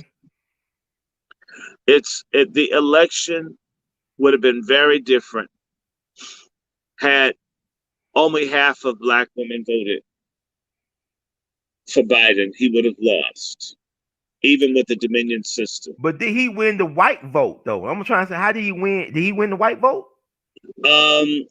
You will not hear white people screaming how much they support Biden. The face of Biden's support is Black women. So I'm trying to figure out, Dr. Short, if he didn't win majority of the white vote, how could he win the election? He didn't have to win the election. He won the perception to enough people that he won. And the media, the mainstream fake news industry complex helped push that narrative. Michelle Obama could be a trans as far as some people are concerned. But the perception of the large number of people is that she's a woman. I believe she's a woman. Although I have seen stuff bouncing around, and I don't know if they manipulated the video where it looks like she had some, she had some kielbasa in her pants that was full of Mexican jumping beans. I mean, maybe she could have a big click down there. I don't know. I haven't seen. Oh my God, it hangs out like that needs something to hold it. Look, I heard a story. Joan Rivers, she said what she said, and look what happened to Joan Rivers. I never said that Michelle Obama was a man. Well, people told me, I have people that I know that I respect. They told me things. I was like, look, I'm not gonna it ain't my position. I'm not. I guess you got to pick your spots a lot of times. You know what I'm saying? Because people be all obsessed, or they go down this one lane, and there's so much stuff to cover. It's so much road to cover that we should limit ourselves. But even if she is, it may come out about 40, 30 years. Okay. Now, the question has been asked. What is my Cash App? My Cash App is Dr. Randy Short. PayPal wrandyshort@gmail.com. And my Zelle is wrandyshort@gmail.com. And I want to, go ahead, Dr. Short. Go for it. Now, I want to encourage people, don't take us as the supreme oracle. Do your research and don't trust everything you read. Hiding the contradictions. I remember I talked to a professor at WashU in St. Louis when I was going to WashU. He was a Russian professor of Russian history, whatever, but also he was naval intelligence during the Cold War. He went to Harvard University, all this stuff. He'll tell me, Ron, how I do my students is that we'll talk about Stalin. I'll give them pro-Stalin books to read, anti-Stalin books to read, letters that was written from the government to their people back home, representatives of the government saying Stalin's not a bad guy, he's being misrepresented. But he said my thing is to give them all these contradictory information and for them to come to their own conclusion about said information to have your own critical and original thought about the situation. We as black folks got to continue to heighten the contradictions. Like if we're saying stuff on this stream that's making you uncomfortable, that's good. That means you're open to hopefully learning and learning more and doing your own research on it, on Or said you need, information or that's you need presented. to, or you need to use paper. You need to use peroxide to kill the itch in your booty if you're uncomfortable. It works. Peroxide or medicated Vaseline Okay. Vaseline is that's petroleum jelly. All the okay, interesting with stuff. with some sulfur in it. But then okay, but people want to question us a lot of time, our credibility. But you have a system that allows you to put talcum powder on your baby bottoms and on women. But I mean, this stuff has causing all types of health issues with people. It's been You know why they approved like by the putting government. talcum powder? And you know who puts the most talcum powder on this stuff? Black women. Exactly. And it's to have something white down there since they can't get the King Elvis Presley in there. But they had a big lawsuit, right? It causes cancer or something like that, cervical Yeah, cancer, something. ovarian cancer. Ovarian Yeah. I cancer. wonder. My grandmother died from ovarian cancer. And she put talcum down. You don't know she put the I know talcum. my grandmother loved. She bought powder like it was crack. They used to put crack or cocaine in Coca-Cola. So I mean, but you trust these folks with that? I ain't gonna say. Look, we trusting the wrong people. The official story is the official lie, people. If y'all haven't figured it out, 25 years ago, 25 years from now, y'all gonna figure out that Trump wasn't a bad guy. You can't see it now. Now Trump did do some bad things, but but he's a human being, Right. That's come with the territory. But what I'm saying is he didn't do things to hurt black people. Biden has a track record. When I talk to black boomers, male black boomers in their 60s and 70s, I ask them why you don't like Trump or hate Trump? I don't know. He got to get out of there. I don't know. We just got to get him out of there. Then they ask me why you don't like Biden. Well, Biden has a 47-year history of doing this to black people. But you know what? I can name the facts and everything, but they name nothing on Trump. After Central Park BS. You know why they just want him out of there? Because that woman says you better pull out if you like voting for Trump. So you just go along. I want to get that booty. Black woman God, or the black P is God, right? The black pussycat is God. That's correct. Ron, I wanted to ask you about Houdini and the brother from Houdini. Yes. And, they were doing a GoFundMe for his funeral. What's up with that? You know what's up. Look at Dr. Dre with the aneurysm up in Cedar Sinai. What happened with him? And folk call him Dr. Gay. Well, Pac, said that he put that out there, but Tupac wasn't a liar. To me, Tupac was a Gemini. You can say whatever you say about Tupac, but Tupac was honest. And he said that about Dre. He questioned Dre's sexuality back in the day. But then you know how they reinvent the history, though. They rewrite the history on everything. But with the Houdini thing, that's sad because all them hits they had back in the day or black in the day. But you know how the music industry is for us. You know what I'm saying? We are not really in a position to control our intellectual property for whatever reason. And when we do try to get in that position, they take away from us anyway, like Prince or Michael Jackson or anybody. Sam Cooke, Otis Redding. They're willing to kill. See, a lot of our people, man, we're not willing to put ourselves on the line for something that's worth having. We don't know how to fight. See, the reason why they do the things that they do to us because we love being victims instead of victors. To be a victor, you must fight. Well, people can learn from Trump. Trump has never conceded. He won't concede because he didn't lose. And he's willing to put his reputation and all the trappings of comfort that his white privilege afford on the line to prove that he was right. And he was right. He didn't lose. He is right. He's right. So black folks always knowing we right, we always conceding though. You think about World War I and stuff. We always fighting for the world and to make the world safe for democracy, but they lynching you at home. You bleed in Korea, but you won't bleed in Mississippi for determination of self and liberation. Now, Brother Ron, do you think you can pull up something on lynching in Delaware? If you can find an article, I because Google it. I should be able to Google it and pop up. You talking about? I think so. And there's let me find out. Black man missing in Delaware. I hope he has not been lynched. Black folks go missing every day. And they're celebrating Biden's in. They're gonna start killing black people. And I'm gonna grab me a candy bar. I'll be right back. Give me about 30 seconds, sure. I'll be right back. You. So I'm looking up lynching in Delaware. Lynching in Delaware. I'll be right back. This is gonna be interesting, Dr. Short. I pulled up something, y'all. I'm gonna share it on the screen. Thank y'all for listening, but think for yourself, people. Learn how to think for yourself. Like I said, y'all should be reading books and research. This is time of reflection, researching, and get to know yourself. Get to know your body, exercise your body, your mind, open your hearts, your minds. Be willing to step out your comfort zone because 2021 is gonna be. See, y'all don't have no excuse about how 2021 is going down because 2020 prepared us who survived 2020. Like I tell people all the time, whoever survived 2020, I don't care who you are, you're a living legend. Now, with that status, learn how to master yourself.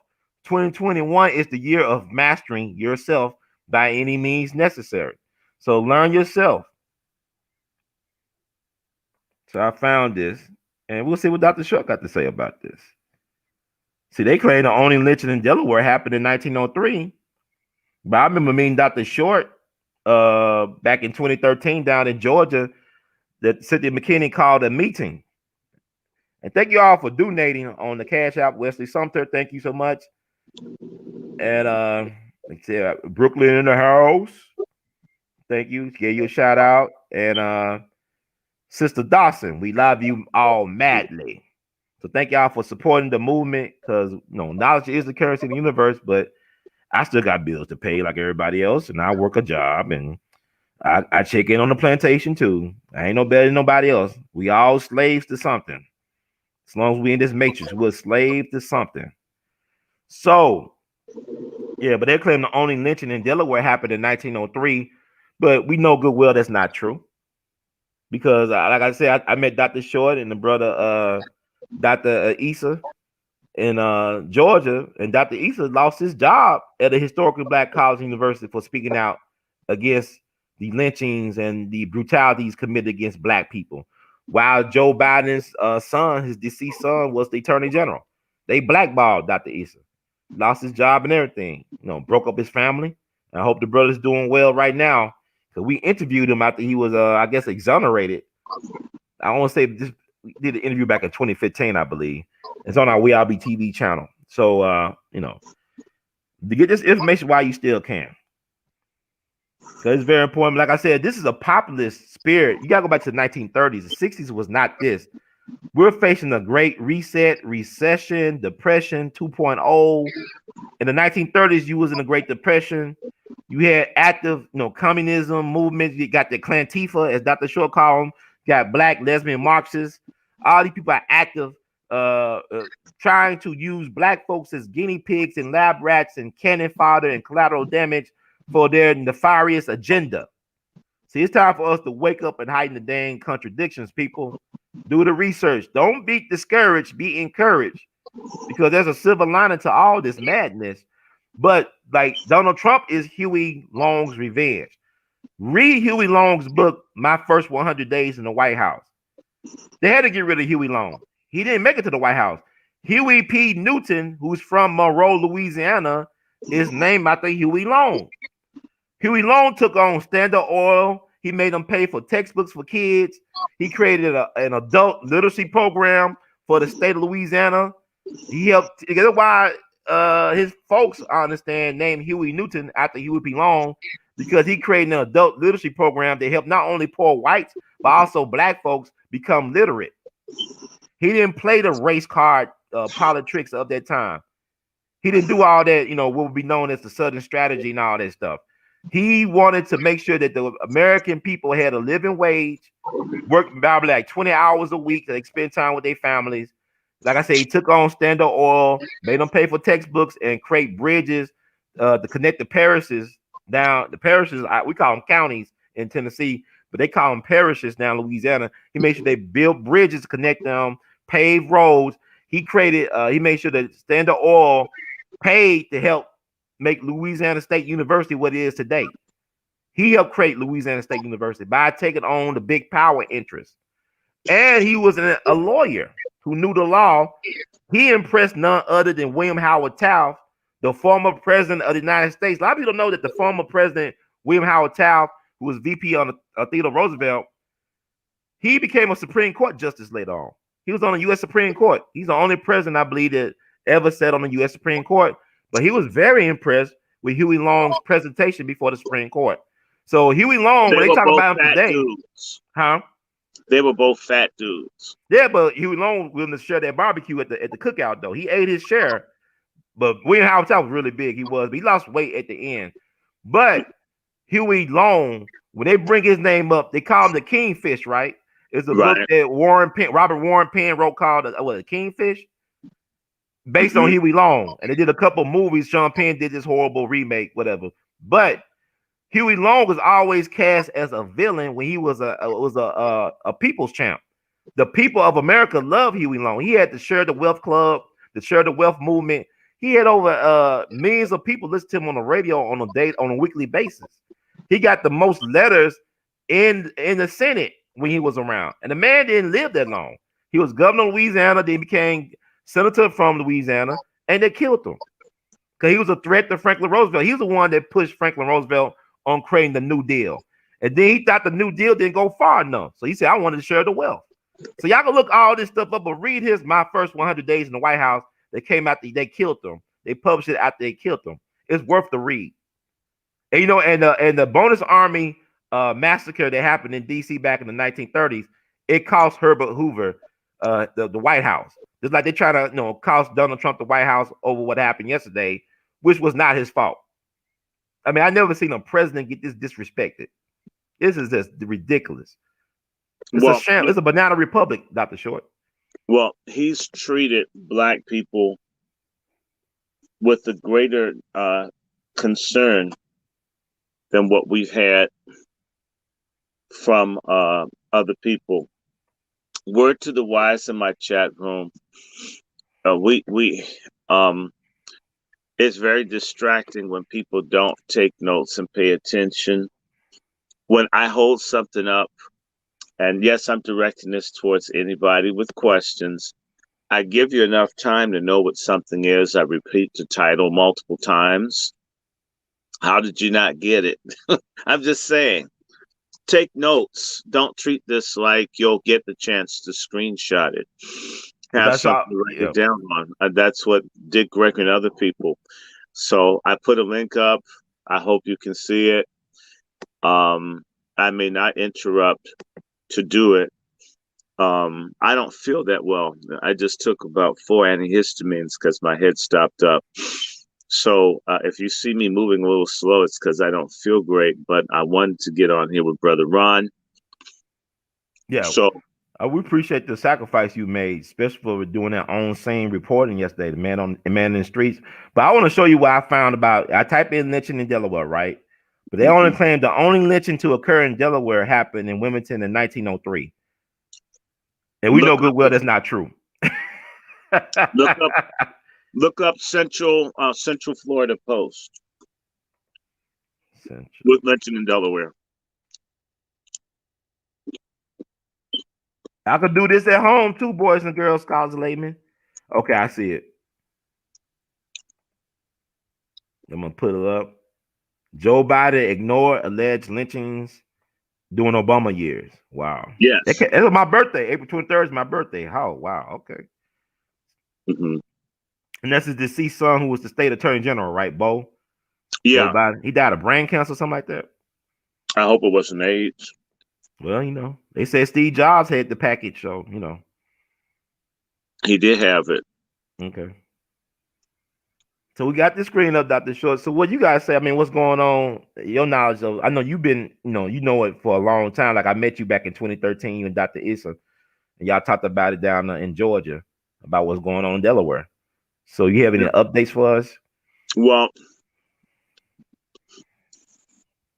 I said to you, you can go and look. There's a black man that's disappeared in Delaware. I believe he may be a lynching victim. Mm-hmm.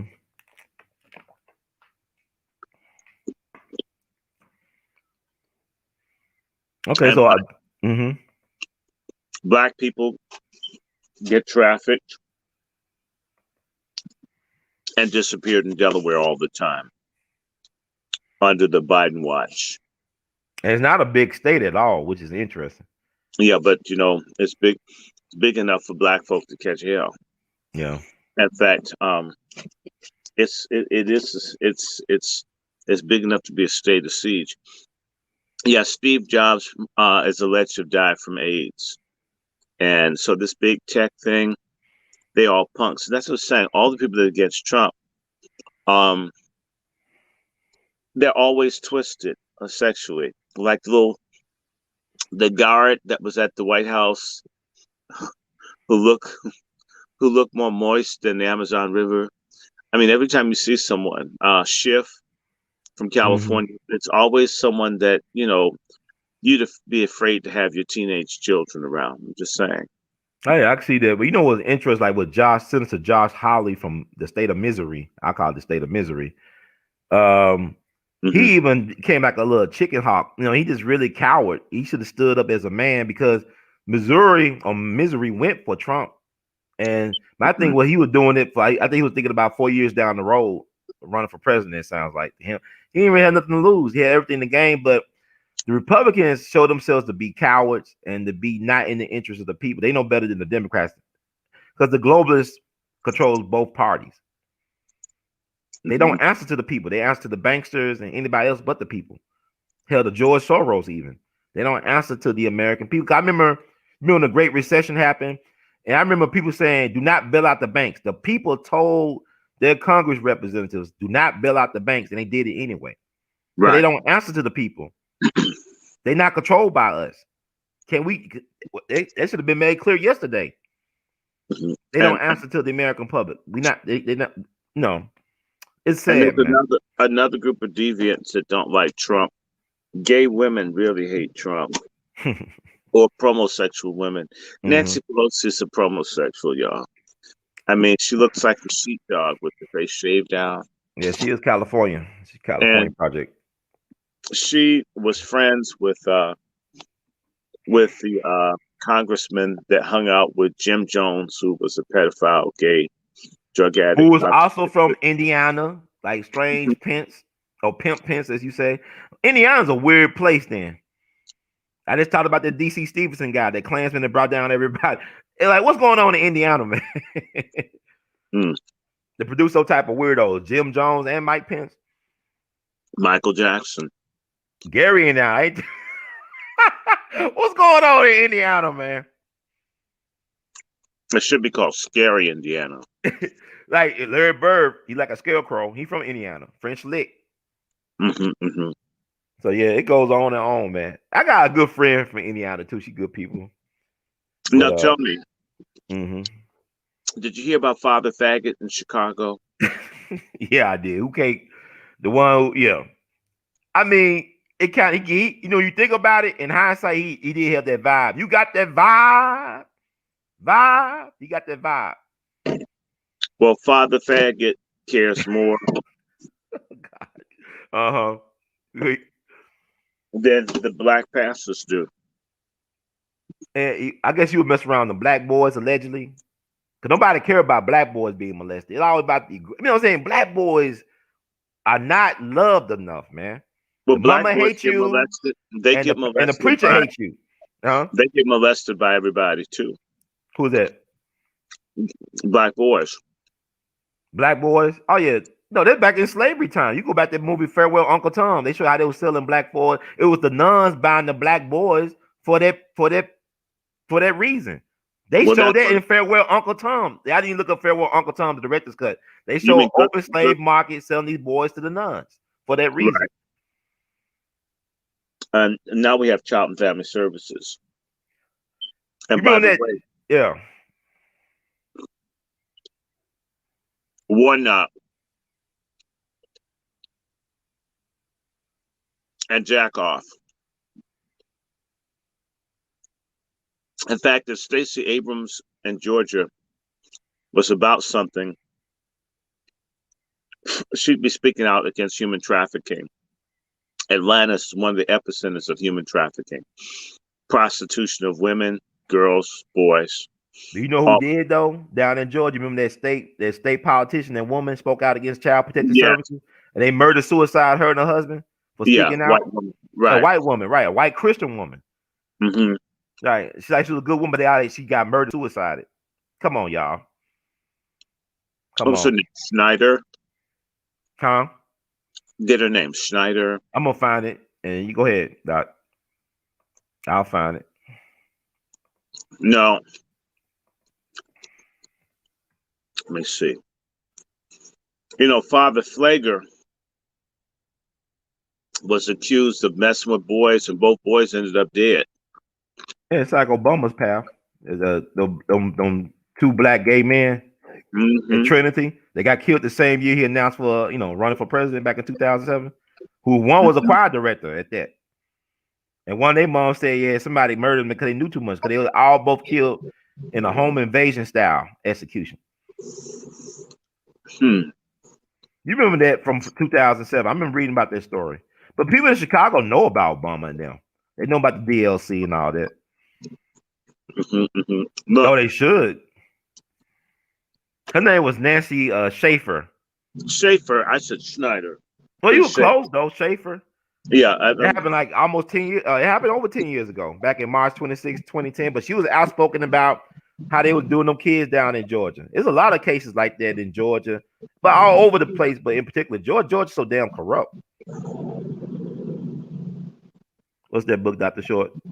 It's called Sexual Life Between Blacks and Whites. And I think I'm going to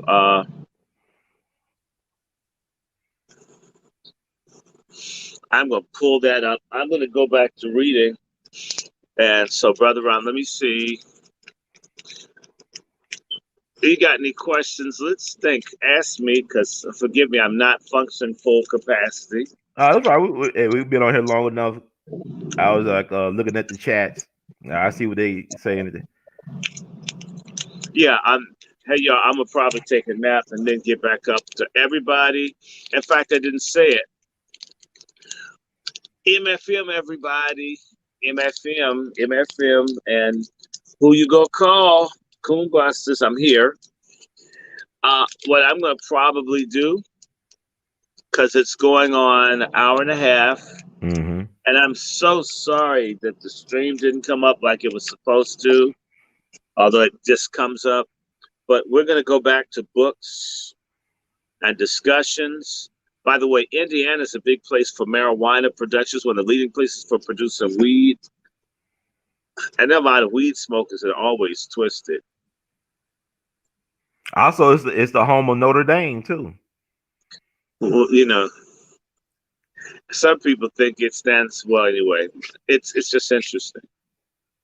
Interesting. Right? That's right. So let me see what else is going on. Forgive me for feeling like dizzy. I was fine. We wrap it up. But also, yeah, people say it was Goodbye Uncle Tom. Yeah, it's called Goodbye Uncle Tom, the movie. Also, is known as Farewell Uncle Tom. I seen different places like Roger Ebert did a review of Farewell Uncle Tom. Goodbye Uncle Tom, Farewell Uncle Tom. Just watch the director's cut. I only saw it one time. It's so fucking traumatic. Oh, I didn't want to see it, but one time. I used to show up for my classes. What was the response, Doctor? Oh, well, it helped because a lot of times Negroes ignore you.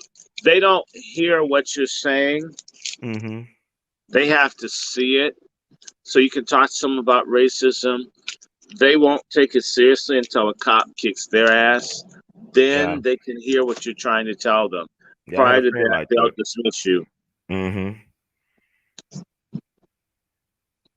Yeah, so I mean, I guess it's so much stuff going on, but I want to thank you for your time, Dr. Short. I mean, for being there for our people. You are truly Black first excellence. Like I said, support Dr. Randy Short. You see his cash out, $ Dr. Randy Short. You got the Zelle, Dr. Randy Short at gmail.com. Dr. Short is not hard to find. He's a great man, a great public intellectual. We don't, like I said, Dr. Short, you said it best. We love our traitors but hate our heroes. We gotta start treating our traitors like like the white folks treat Pence now. Right. We gotta take the white folks. We gotta learn from Trump how to fight for what is right. Fuck all the popularity. Y'all want to be popular. You can't be popular and right most of the time. You know what I was thinking about? That's why I need to eat some energy or whatever. You got your candy bar. I got you. Now what I need everybody to do, especially if you're near Chicago or near DC or near Atlanta, but in particular, we need your help in DC. We need people to start an organization, a movement to prevent the forced vaccination of Black children. And the worst person in the country is the mayor of DC. You may not have heard, Washington, D.C. is under a mandatory curfew for 15 more days. 15 more days? Yes, sir. So they're going to have no inauguration then, huh? Through the 21st of January, you need to have your ass in your house by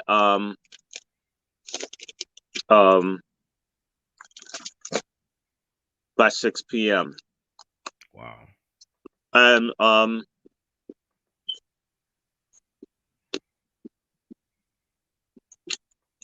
yeah, this guy put up. Okay, right. We know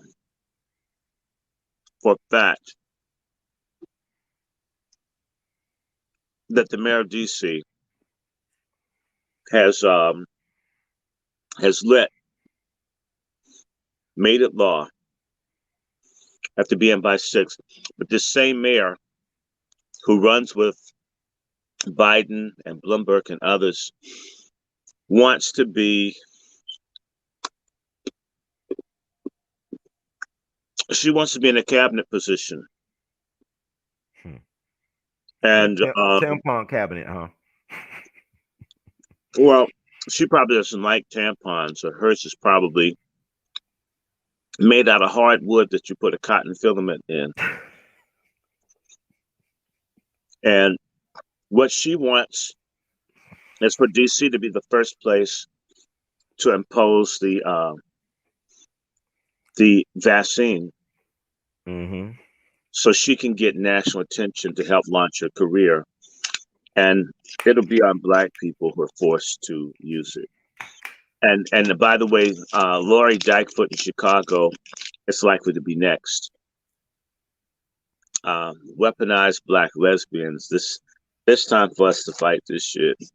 But even Margaret Thatcher had a husband, right? The Iron Lady, she had a husband, right? Margaret Thatcher. Mm-hmm. But they don't have any. They don't like men, huh? Particularly Black men, huh? Allegedly. No, Atlanta does. Oh, Bottoms. Yeah, her daddy was a R&B singer from back in the day, Major Bottoms. Mm-hmm. But you know what? Oh, Major Lance. Excuse me, was it Major Lance? Major Lance. Yeah, he was a Rolling Stone. There's a thing people do. I don't know where it started. He had kids all over the place. I know how to party. Monkey time. That's right. Do the monkey time. Major Lance, Rolling Stone. He was a Rolling Stone for real. So, I need folks to be alert. And by the way, that's what really came out of my meeting yesterday, was meeting people who are patriots, white patriots that are willing to help to fight against this vaccine regimen. And by the way, Atlanta, it's a bootleg thing. Warnock and Jackoff. Jackoff looks like a gay tour guide. Oh, you talking about what's his name? Osloff? You talking about? I call him Jackoff. But you know what? I gotta ask you this though: is he Leo Frank's revenge?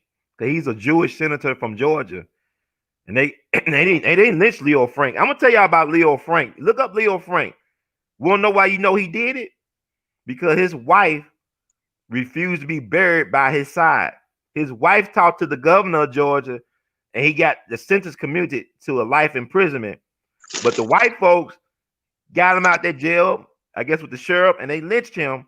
Here's the thing about the Leo Frank thing. They're trying to pin it on the Black janitor and security guard at the plant. Leo Frank was over a pencil factory or something like that down there in Georgia. This white girl named Mary Fagan who worked at the plant. She's like 13 or 14 years old. Old pretty white girl. She got raped and killed at the plant. And Leo Frank at first said it was the black janitor that did it. The janitor admitted to helping him move the body, but the white folks knew who did it. Leo Frank did it. Because even his black maid at his residence overheard them talking about covering it up. And his wife at the end, she died in 1957. He got lynched in 1915. She did not want to be buried by that man. Now, his wife, her maternal grandfather, I think, started the first synagogue in the state of Georgia. So she came from a like high level Jewish society. And her daddy was a businessman. I want to caution you. I'm not trying to challenge you, brother. The first synagogue established in Georgia was established in Savannah. And long 1700s, I'm just saying to you, I got a bunch of I mean, that could have been his thing. I said in Georgia. I didn't say it was in Atlanta. I said in the state of Georgia. Okay. Well, I got this out the Leo Frank website. They got a website, all this information. I didn't say Atlanta. I said Georgia. I said in the state of Georgia. Because like I remember I went to Selma, the 50th anniversary. I came back that weekend. I stopped in Birmingham, and I was trying to go to the Birmingham Civil Rights Museum.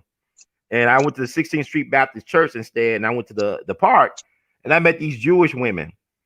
And this Jewish lady, like, she know Negroes ain't educated. She said, "You surprised there's Jews down here, huh?" I said, "I'm not surprised y'all down here. I know who you are. I know exactly who you are. I know about the relationship you got with us." Because she thought, you know, like people like, "Hey, surprised Jewish people everywhere." And every time y'all always behind black leaders. Look like Booker T. Washington, Julius Rosenwald, the Rosenwald Foundation. You always have a Jew stand next to black leadership, whether it be Booker T. Washington or Dr. King. There's gonna be a Jew nearby. That's how it works, even in entertainment. Look at J. Richard Kennedy, who was U.S. intelligence. Elaine Brown's boyfriend, who trained her how to be an agent provocateur, allegedly. He spoke about this in her book. A sex magic provocateur. Now, right, because he got them brothers killed at UCLA. Judge Joe Brown the one to talk. I mean, I recruited Elaine Brown. I said, she's still an agent, though, Judge. People said she was an agent. And she talked about it in her autobiography. Well, you know, no comment there. But I want to put this out here, y'all. Coon Busters. I have some supporters and friends that want to march on the Boule and on the King Center to challenge people to do something about the situation in Atlanta. And so I want to put that out there. We need to throw some pickets up in the Boule areas and make them pay attention to what our needs are. And please pardon me for being tired. I'm probably fall over. I fell asleep on you, Brother Ron. No, it's fine. I feel better now that I've ate some junk and some grapes, but all that cigarette and vaping just makes messes with my sinuses. So forgive me for you're fine. You're doing a great job. I mean, but we will let you go now, Dr. Show. You want anything else, like final words on the program? We appreciate your time and sacrifice for the people. I would love for people to subscribe to the YouTube channel, Randy Short, and my backup YouTube channel, Randy Lancaster Short, or my Twitter, DRS11965, DRS11965. And someone's asking me if I smoke. No, I don't smoke, but there were people that were vaping and smoking outside. I tend to avoid crowds and all because people's habits. But I'd love for people to support my YouTube channel as well as support you, Brother Ron. I will be doing a bunch of filming and books and talks tonight. I'm going to take a nap and let this antihistamine take, as I said, let the Lord do his way. And I'll be back. So it's about 1:30 Eastern Standard Time. I'm going to try to be back in 2 or 3 hours and then be ready to roll it. I mean, we talk about eugenics and interracial sex and all this stuff. I love it. Wrap it all into that. So everybody, I want to wish you Godspeed, God's blessing, motherfucking money, aka MFM. Please get yourself some, and then buy yourself some weaponry and some land, and I don't know, but do the best that you can. Pardon my fatigue. It should end It's shortly. overstood, Doctor. You don't need no apologies needed. But how many people, by your estimate, was there yesterday? 1.5 million, 2 million. So that really wasn't an inauguration, but it got turned upside down for President Trump. Well, I think most people didn't really want to create a problem, but there is a strong element within the patriotic movement that doesn't mind acting. Or even And, dying, according to that but woman. Yeah. understand one thing though: whenever you have groups that are willing to fight, the government is always willing to infiltrate and put people amongst them to get them to do stuff. The Antifa, a bus with, I think, an Antifa bus nearly ran into the car I was in. They were very aggressive. The police were helping this bus move through downtown. A bus with Ohio license plates. Wow. It was very eerie. So I'm going to stop here. You guys will see me again. Love everybody. Brother Ron, we need to do another one when I'm more alert. It'll be more fun. I think people got a lot of it. Were there a lot of children? I want to ask you, were there a lot of children at the rallies? Did people bring their children? There were some children. And there were more blacks than what you think. I believe that. That's why black media matters right now, especially to tell this truth and to counter the narrative and reclaim the narrative and tell us this story on our terms. So I want to thank you, Dr. Short, for taking time out your schedule to be with us and for risking your life. Actually, you put your life on the line to help our people all the time, actually. So people support Dr. Short. You know what's funny, Dr. Short? Like my views increase, but I'm losing subscribers, which is interesting. I guess they found out about my Trump videos. I don't know what I can't keep the subscribers. They keep on unsubscribing. I don't know what that's about, but the views go up. But thank y'all for listening and for being open to receiving the message that came from me and Dr. Short. I'm gonna read a disclaimer, and well, hell, forget about the disclaimer. Y'all take care of yourself. If I can find the disclaimer, let me find it.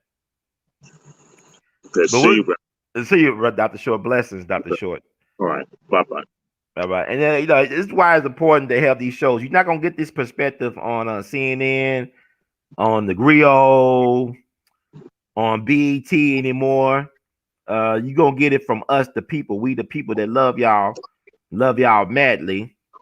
And here's the disclaimer. The views expressed by hosts and guests on the We All Be TV platform are not the official views, opinions, beliefs, or perspectives of We All Be News or the We All Be Group Incorporated.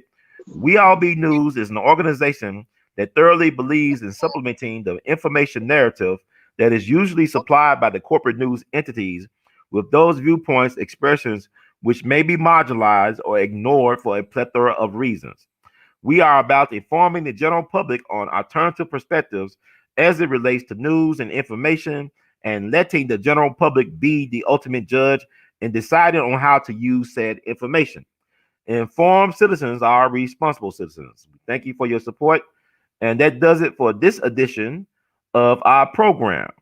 And know that in the words of Duke Ellington, the great immortal Duke Ellington, we love you madly. And y'all keep on producing and pushing. And thank for the dues nations. You know who you are. All the people that donated and will donate to the do nations. We love you madly. And know that the best is yet to come. Yeah, hit the like button, get the likes up. Let this navigate, marinate, whatever, circulate throughout the YouTube algorithms. You know what I'm saying? Algorithms are our business. Business so is well. All right. God bless everybody. Thank y'all. And know that the best is yet to come.